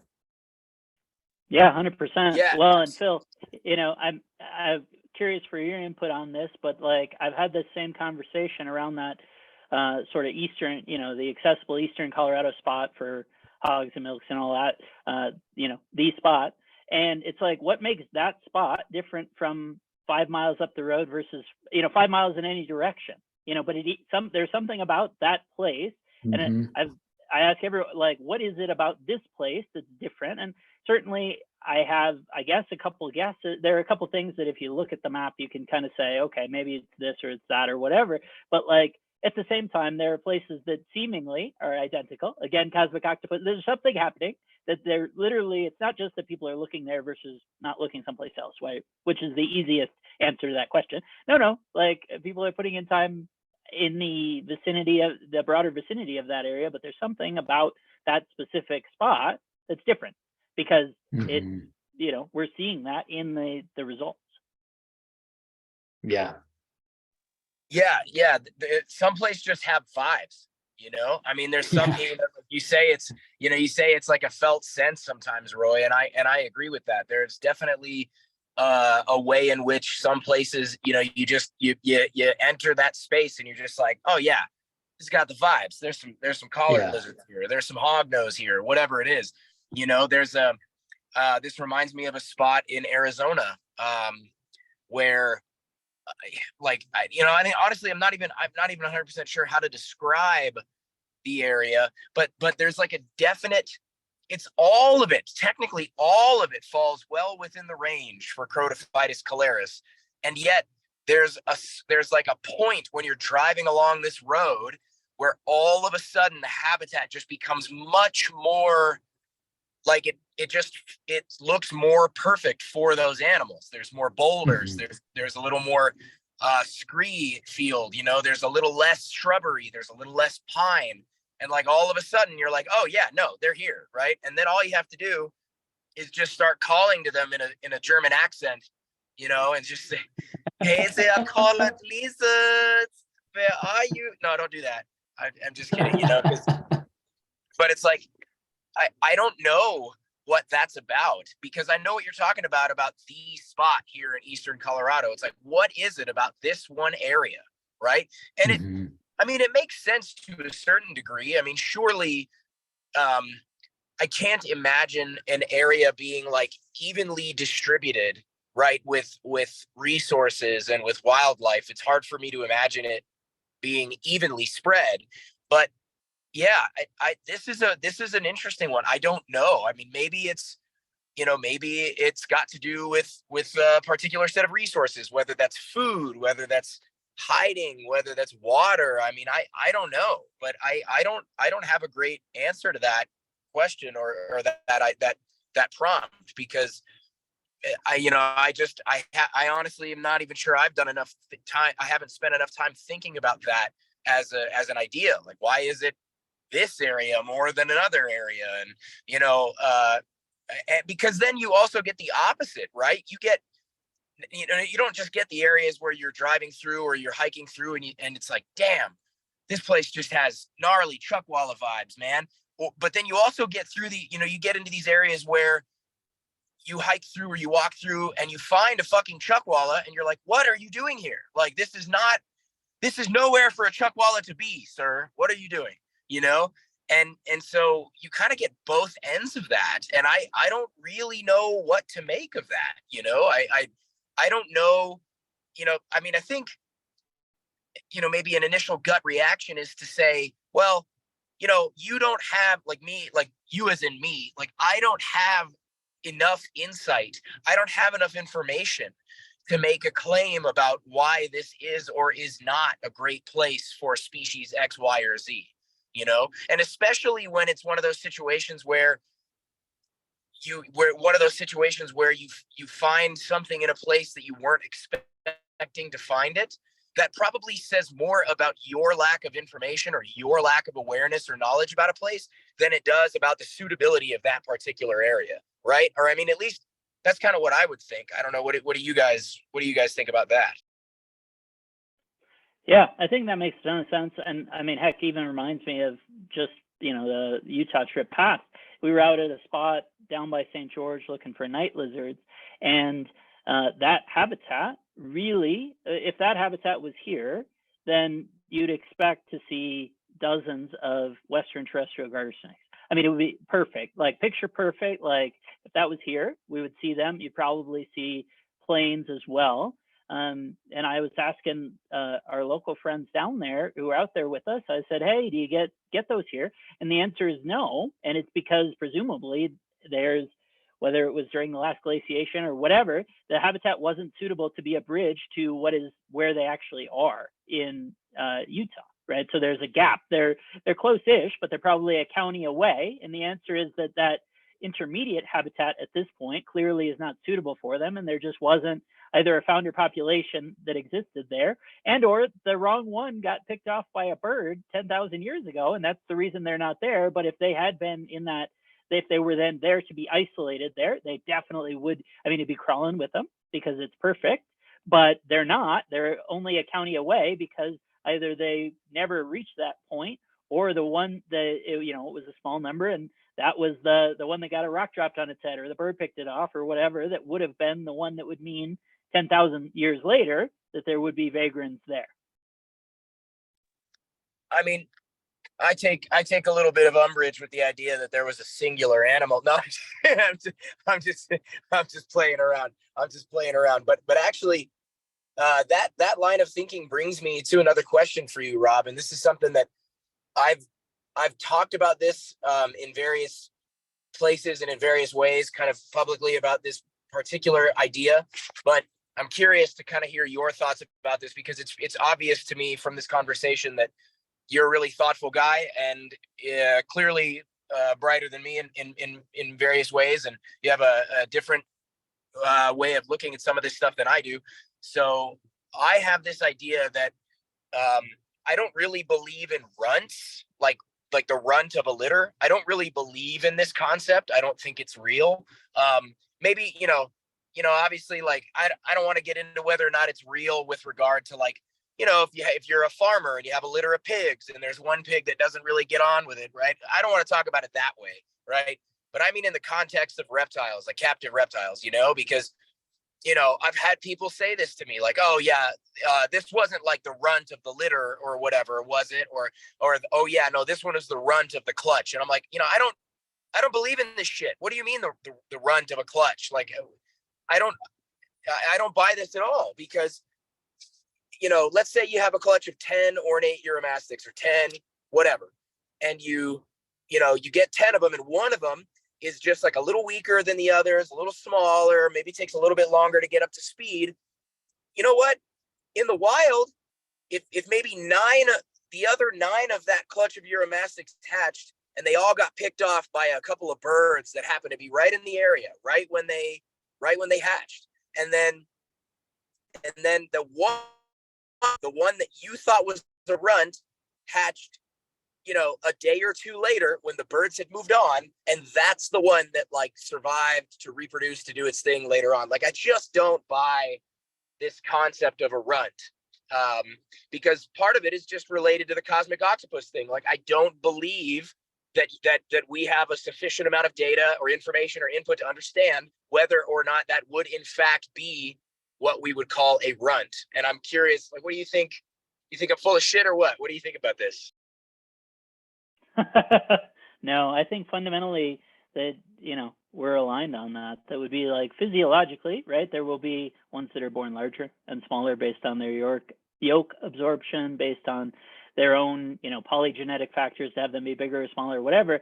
But your point is, really adroit there, that it's like, okay, but what's to the extent we're applying a value judgment to that, that's just crap. Like, you're just making an inference based on a set, either at best sort of your own prejudices or your own assumptions that are not, do not have a bearing on the potential reality, right, of that situation. So no, I would totally agree that there's no, and we do that a lot, right? And particularly in some sectors of the hobby more so than others. I think you probably run into that more with lizards, geckos in particular. There's a lot of sort of ideologies where people are bringing their human bias to stuff that's happening, whether that's inbreeding, whether it's sort of size expectations, and certainly that's not unique to the lizard stuff, but where people are bringing their own personal agenda and saying, oh, okay, well, fundamentally, I believe X, Y, or Z. And oftentimes that's just born of ignorance, right?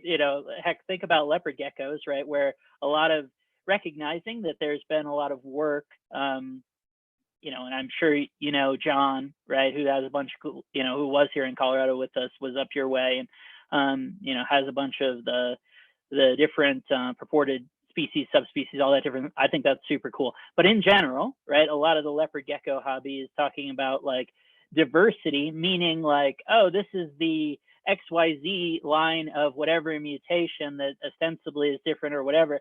A lot of that is fictional in the sense that it just goes to, it's just some label being applied to something and has been agreed to have that label.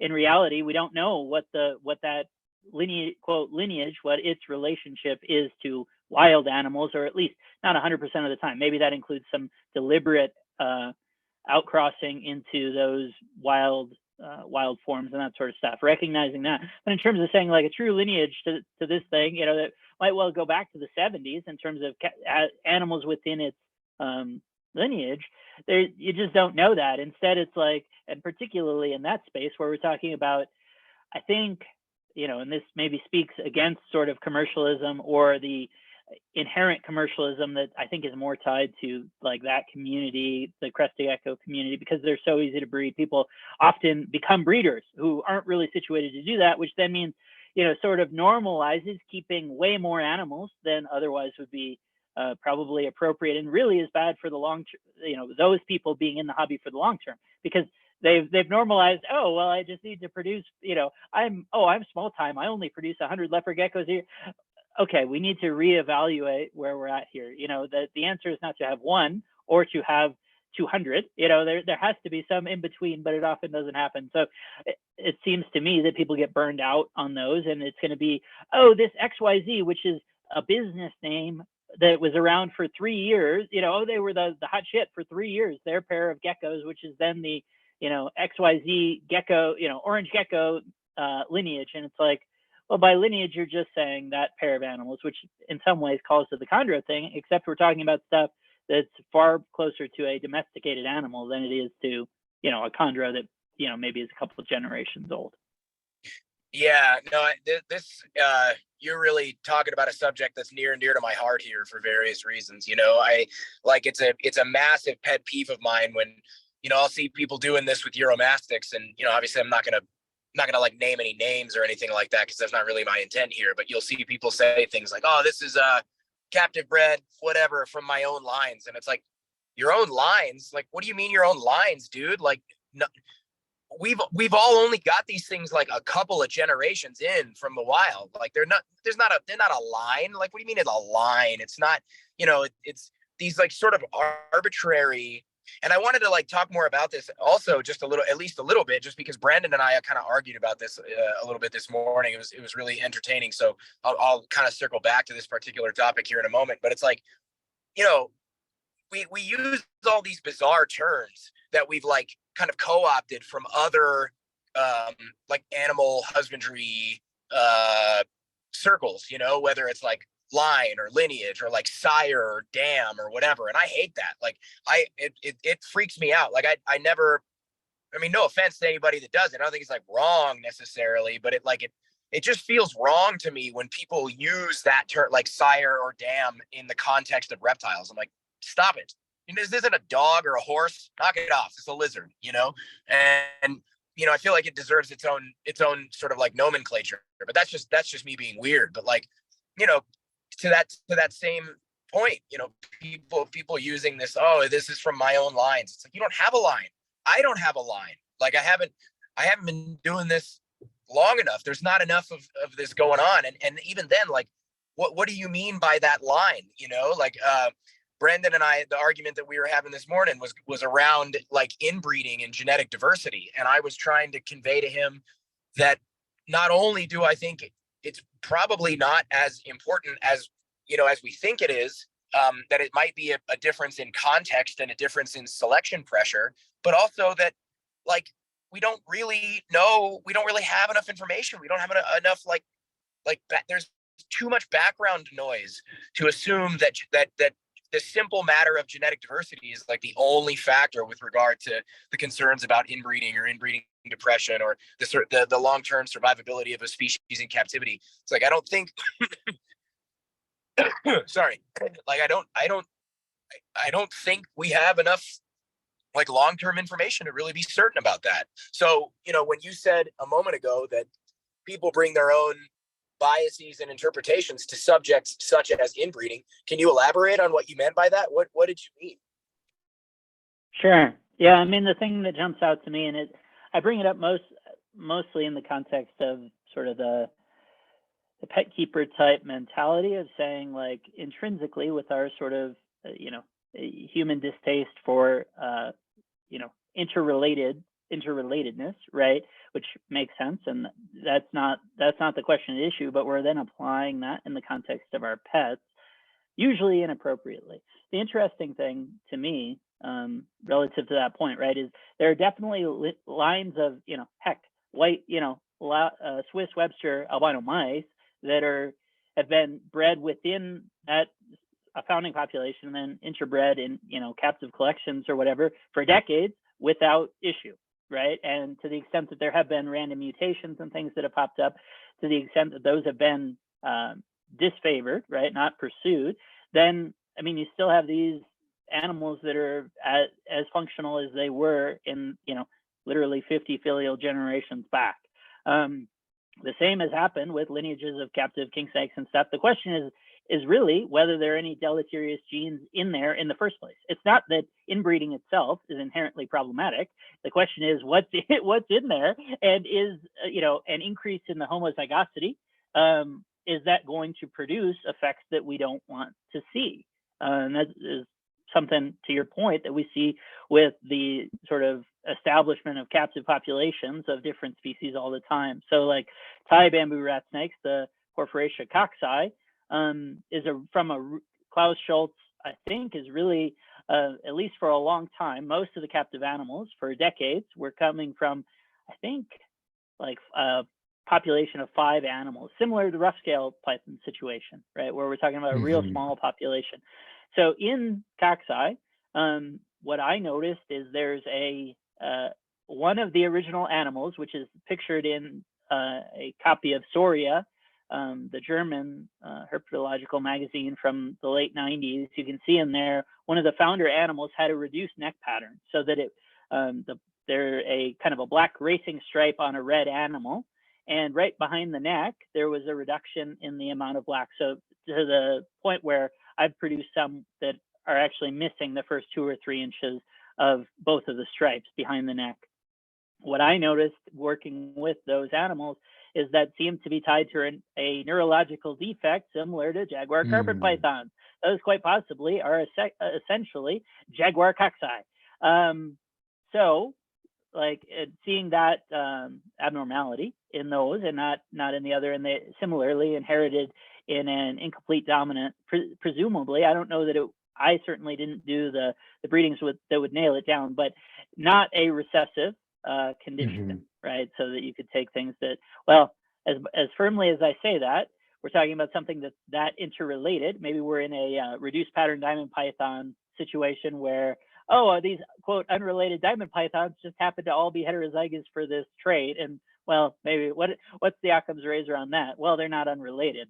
You just don't know that they are related, right? That's an absence of information. It's not that, we actually have this different situation going on. But the point would be that, like, if you take, in terms of working with wild caught animals and the ability to establish a population, and maybe this fits in with roughies. I don't know. There's been some anecdotal question as to whether we're seeing issues that might be associated with inbreeding with those or not, and their population isn't entirely restricted in terms of what the founder stock that we might have would be, in the same way as like a hog island boa.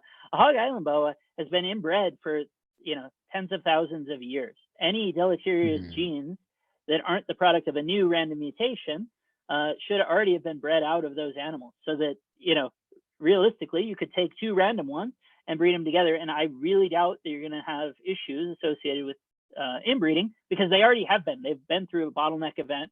And what you have right now are very related animals that don't have deleterious genes kind of lurking there. Whereas opposed, what in contrast to some of our Australian stuff, like the Peterson coastals, right? Well, it turns out those animals, which, speaking of lines and wanting to perpetuate things, and we need to keep things going forever and all this stuff.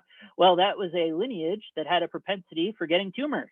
And we've seen that with Mexican black king snakes getting fibrosarcoma, being amenable to fibrosarcoma tumors and these sorts of things. There are genetic predispositions to different things, including developing tumors and all that stuff. And that definitely happened with those Peterson coastals. So was it that, and I think, no, maybe not. It's not Peterson. I have that wrong. It's the other one. It's the, Eric will be upset. I always ask, I never remember. But they were the ones that Blake Bauer had, Nick had some, Eric had some or one or whatever. But even if you go back to the very first or second episode on NPR with Blake Bauer in 2011 or 2012. Yeah, he's going to be upset that I don't remember this after as many times as he's told me.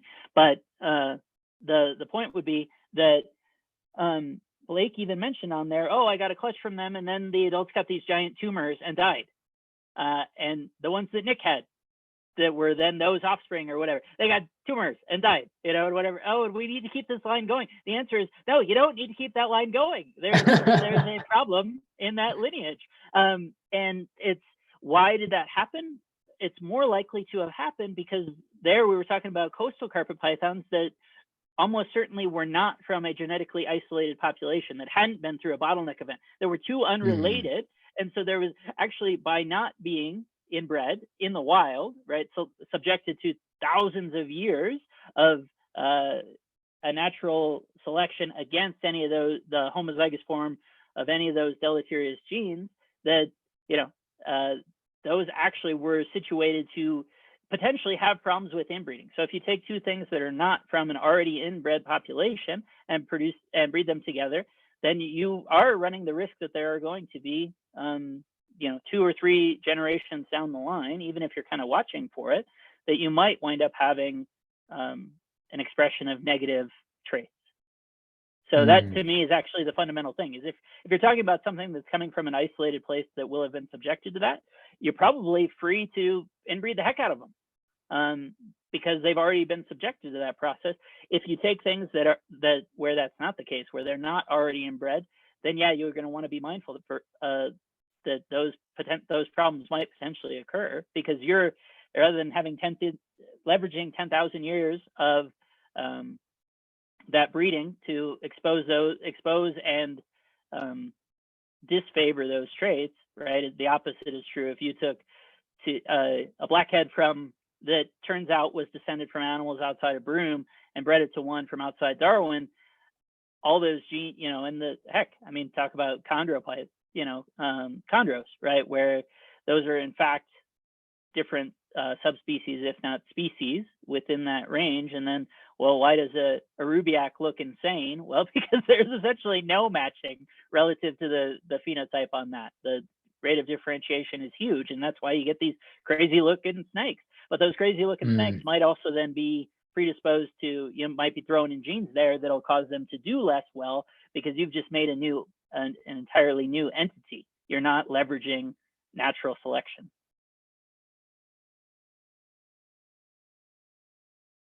Just a little bit complex. Yeah, no, for sure. Just a handful of variables to consider here. Yeah, just a couple, just one or two if we're lucky. But I also think that I feel like this kind of stuff, like trying to get some of this bizarre, like some of these weird little bits of information, like these, I don't know if I would go so far as to call them like mind viruses out of our heads, might be really useful in some ways, because it's like, you used some great examples there. The one I always tend to lean on is Fiji's, right? The Fiji iguanas, right? It's like, how many fucking times do you think a shipwrecked iguana made its way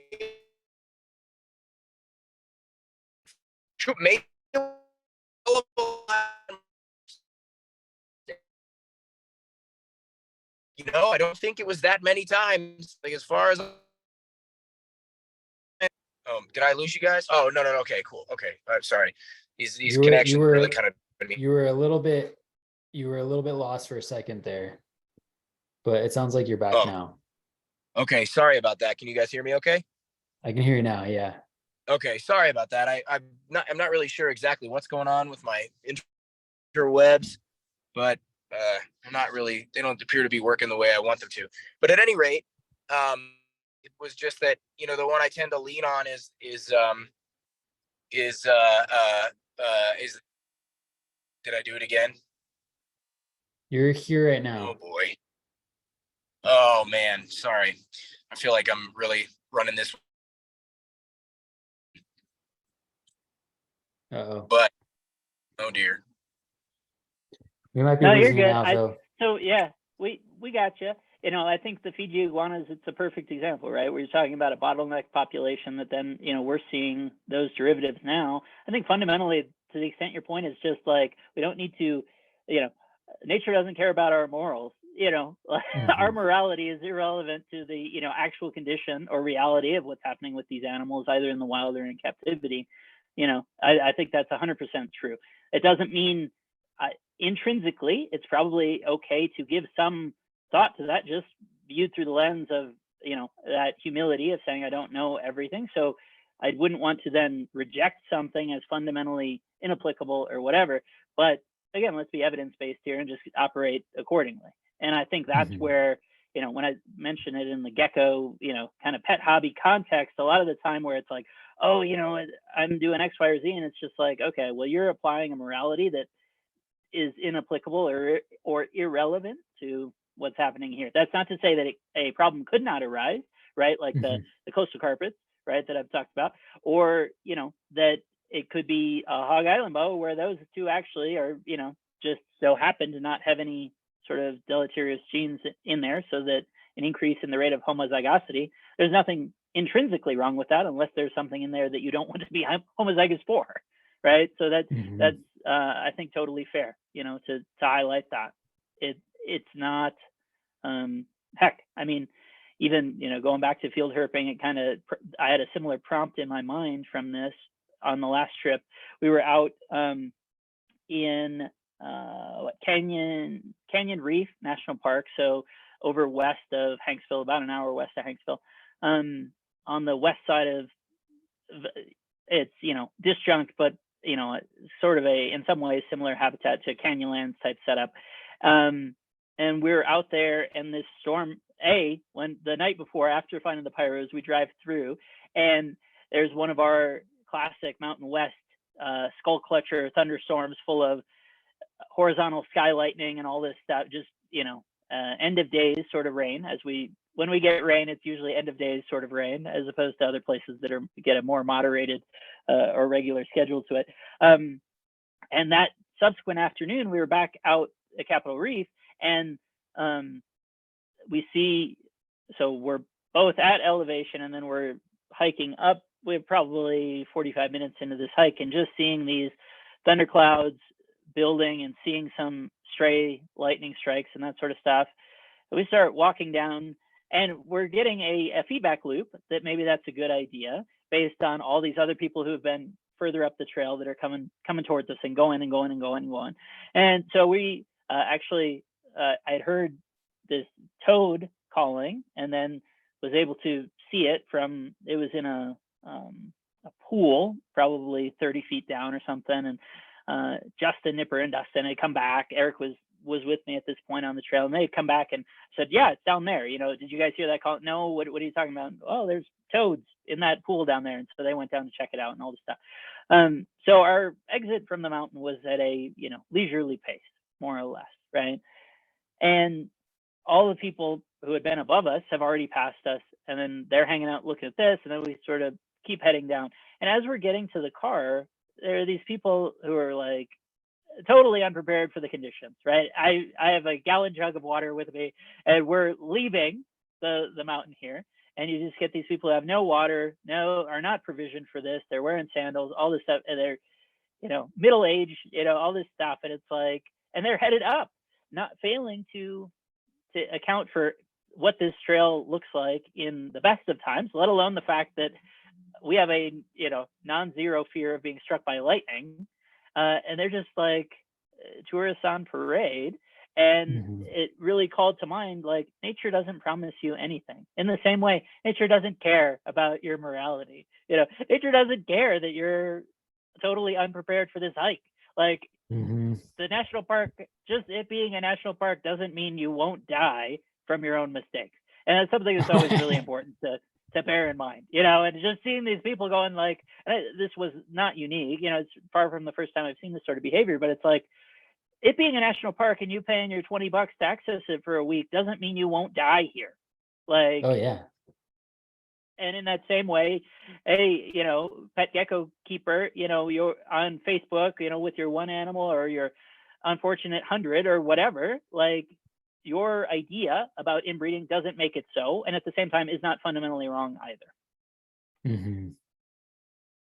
Yeah, that's all well said. I think that it's important to presence that yeah, biology is not accounting for these moral leanings that we might have. It doesn't care. It's impartial. Yeah. Well, I feel like we've been going for a couple hours, so I want to be conscious of your time and Phil's time as well. I feel like we should start steering towards a close, but I have a few more questions if you're open to it, Rob. Sure, no worries. Okay. Well, I mean, firstly, like what does the future look like for you as it relates to herpetoculture, if you have a sense of that? Is there anything on the horizon, or is it kind of more of just plugging away at what you've been doing? What's that look like for you? I'm definitely in the less is more phase, shifting to being able to really keeping only what you enjoy and really enjoying what you're keeping. Moving towards being, particularly like with rhinos, like they're a very visual, they're a diurnal species that's does very well in sort of exposed condition. I really like having a setup where I have diurnal and nocturnal animals, having them in cages so you can see them, having the fixture in the room be the red light so that you get I have lights in the cages, and then when those go off, which is timed, man, we have so much tech that helps with this stuff now, between the various different thermostats, ramping thermostats, all this different stuff, and lights in the same vein, where you can set them basically to mimic but offset the local conditions that I have here. So we're going between like 11:14 and 14:11, more or less, across the year, and having that, I think those light cycles are meaningful. And then the fixture itself in the room is a red bulb. And while I don't dare to say that there's no visual, that in my nocturnal species that they're not getting some perceptivity off of that, clearly, like if you look at their pupils, their apertures are wide open, and they're really reacting in a way that suggests they're not being hindered by that when that's on. So that, like, you got something's always going, right? Someone's always out doing something, and if they're in cages, you can really appreciate that. And so really making sure I'm moving in that direction of just having everything be less is more, and in a capacity where the effort relative to enjoyment is totally maximized. I think that's basically where I'm at. I've sold people reptiles for, had it in my past where I was doing that a lot, or, to a high volume or whatever. I have no interest at this point in selling people reptiles. I'm happy to facilitate a purchase if I have something that they want and they want it, but I don't want to sell them on, hey, you need to have this thing. I have no interest in that at this point. That's not denigrating people that do. It's necessary, right? Like, I think what Phil is doing is friggin' awesome. That's not a denigration at that point. It's just not where I'm at right now. How dare you, sir? Yeah, 100%. So, that's just sort of where I'm at with it, and really trying to getting a lot of joy out of field herping, going different places, trying to, that's both Australia, it's trying to knock out the US, I would say crotalids. At this point, I'm on crotalis, and, kind of working through that list. And I definitely have ones that I'm trying to tick and tie through, and really just getting me to cool spots, and to that, even as an impetus to be in different places. Like, Roy, at some point I'll be up by you, because there's, I need to get that one, and we didn't even hit Helleri, there, we had done a part of one of our ventures when we were down by San Diego, well, above, northeast of San Diego. We were out on a part of the PCT, and at kind of at a seasonality when there are a bunch of those PCT through hikers coming through there. And man, the number of them that I heard say, oh, one just went back and forth across the trail in front of me, or, like there was just that action going through the trail that just caused us to miss. We were very, very, very close. But yeah, I'm stoked for that. Got to get Ruber, all sorts of cool stuff. And heck, it's one of those things where even if you do it once, it doesn't mean that you had the experience or got the photograph that you wanted. So all of those, it seems like perpetual opportunity. So that's kind of less is more, and that facilitates that in its own way too. But there are way more cool reptiles than I can ever see in the wild, or certainly keep in captivity. I know that's true. So I'm trying to keep only those things that fit really well with the way I like to keep reptiles, and then just trying to get out there, man. Oh yeah, that sounds great. I feel a lot of resonance with that too. And yeah, you guys gotta get out here. I gotta show you guys around. If you're ever in this neck of the woods, I'd be happy to assist in some herping adventures. Where I am, there's no heller Yeah. out here. We got a lot of Oregonists. Get out Well, of I here, need Phil. those I too. wasn't inviting Yeah. you. Not interested. But I can take you to some cool Norpac dens, and Zonata are right down the road for me. Of course, it's the hardest part of California to find them, but they're within 30 minutes drive of me. That's awesome, But man. Yeah. Heck, yeah. do you have rubber boas up that way? I mean, that's one of Oh my yeah. favorite animals in the world. Yeah. I've They're got so cool. I've got a couple of really good spots for rubber boas now. It took a while to find them for me, but now I've got a finger on the pulse. My first time finding them was actually, I think, 3 years ago now, and I actually was I flipped a little piece of corrugated, that big, and there was a whole litter of babies under it. And I was like, That's all unreal, right. man. That's unreal. I was like, that is, if I'm gonna have to, wait this long to finally find these snakes, that's the way to break the dry spell. So um cool. Well, you've heard our show, so you know the question that's coming. And I'm definitely very curious to hear your answer to this. So why herpetoculture for you? Yeah, I mean, so I like, and I know you guys really liked Phil's answer on this. I think the my answer strays in that same vein of like, between, and sort of depends. Maybe it it certainly doesn't have to have the negative connotation of this, but I'd be the same where it's the addiction obsession, realm in terms of that answer, is that like there are, and it's certainly not for everyone, right? There are people out there, I guess, who have a single leopard gecko for its lifetime and that's all they have or whatever. And there are other people that it's only a mechanism for commercialism or an ability to make money or whatever. But there's a certain core group of people, and I know from listening to Philippe on the show, Alan on the show, Ron on the show, Justin on the show, and all my communication with them, and all those things, that it's like, I think that's true, and it doesn't have to have the negative connotation. Again, there's no morality to this, but the addiction obsession of saying like, literally, it's not an exaggeration, or it's not an exaggeration or a lie, anything in that vein, to say that there hasn't been a day that's gone by in the last 25 to 30 years that I haven't thought about reptiles. Not a single one. And there's probably nothing else in my life that's true about. And I think there's probably not that many things in the world where there's an alignment between some group of people and that a thing, where that's equally true. Well, it's like I was talking with, I hate to keep citing Brendan in this, but I was talking with Brendan about this morning, where I said, listen, the only difference between an adaptive mutation, or something that is a good, like a positive adaptive mutation, and a deformity, is context. That's the only difference. So in our case, 100%.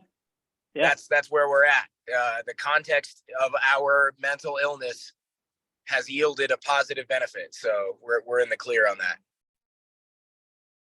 Yeah, 100%. I think that's very well said, and removes sort of that ambiguity or morality of the word choice that I have. But yeah, I mean, it would be, I've thought about this, from hearing that, and that's undoubtedly the answer for me. And I love the positive spin that you've framed it in. That's great. I try.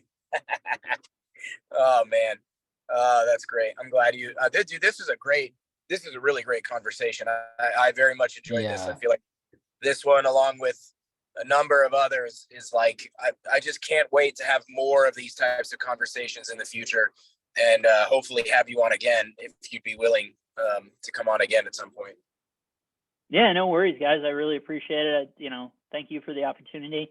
Happy to be here, and thank you for putting out awesome content. I love it. And I really appreciate that it's sort of a differential focus and you're really trying to, the context of it is different. It's not duplicative of other things in the space that I obviously, I love all the different things that are out there. I know I consume all this content. I'm not in that space of, I think a lot of the people are being maybe a little disingenuous if they're saying they're not taking this in, because why the heck wouldn't you? Right? If you're sitting here going, if you Dr. J have an Australian addiction, then why would you not be taking in that content? So I'm always a little bit leery of that, but good, man.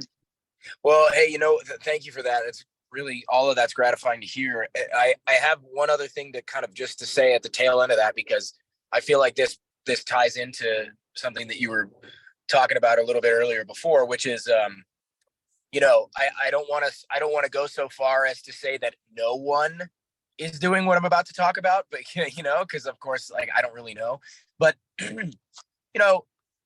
I think one of the other things I love about this show and why we've been doing it, and one of the reasons that I feel pressed to continue doing it, is the fact that, like, I feel like in so many ways, there's like only a few ways to kind of consume reptile related, herpetoculture related stuff, right? And that's either through the lens of like buying a book about the natural history and captive propagation of species X, Y, or Z. Or you can like follow an Instagram and see, here are all the eggs that I hatched, and here are all the litters of babies I got, and here are all the tadpoles that I morphed out, or whatever, which is like, I fucking love that. That's like a solid 75% of my like content intake during the day. But one of the things that I feel like I would like to see more of, and which is, I feel like one of the kind of the main, one of the many main reasons Roy and I do this, is that, I don't see a lot of people talking about the more philosophical side of what we do, let's break apart the kind of the nitty gritty of like why this is so fun. And when we go on a herp trip, yeah, of course the highlight is like stumbling across the mating pyros that gone right in the middle of the trail. But then there's also like really something to be said about like sitting at the Waffle House at like 2 a.m. after a long night and day of herping, and like having all these crazy conversations with your friends about like, oh, you remember that time we stumbled across that leopard lizard eating that zebra tail? And I mean, that to me is like a solid second place for why the hell we do this in the first place, So I don't know. I just kind of feel like that's one of the other things that I want out of the show. But anyway, I'm done. Okay, I'll stop. Sorry. Well, welcome, Phil. I'm glad you said that. I co-sign. Yeah, 100%. That's good, because I couldn't afford it on my own. Thank you, Roy. All right, Rob. Well, where can folks find you if they want to get in touch or inquire about any questions they might have from the episode? Sure. So High Plains Herp on Instagram. I'm also finally, after having paid for it for a year, I'm shifting into, I bought a new web development platform or tool or whatever that honestly I'm basically just putting my field herping pictures on. So that's highplainsherp.com or rhinorats.com. At some point I'll probably put up either the article that I'd written for Schmitty's publication or the components of that into a sort of website framework so people can have it as a resource in terms of rhinos. But all those will lead there. And at this point, it's basically just a non-Flickr context where you can get pictures that don't look like, oh, okay, a picture that I was really happy with, and then it looks like I drew it in crayon. So that kind of drives me crazy with Instagram. Seems less bad than Facebook, but yeah, that always kind of, I die a little bit when I see some of those pictures and say like, it doesn't, it wasn't blurry, I promise. Yeah, they really like to butcher the quality, especially I've noticed on videos. I'll like take this nice video of my Polycris or something, and then I post it, and it's just like, well, that was a cool video at one point in the past, I swear. So, okay, good to know. So, yeah, cool. I'll have links to all that stuff. And yeah, just thank you again, Rob. I really appreciate you joining us and just appreciate what you're contributing to herpetoculture and just the insights that you're willing to share. Thanks for that. Thanks, guys. Same to you. I really appreciate the opportunity. Roy, quit All right. kissing us, you know. All right, I'm gonna hit the button before Phil gets in here. All Hey, right. what? Shut up, man. You don't act like you didn't hear what I just said. All right, bye everybody.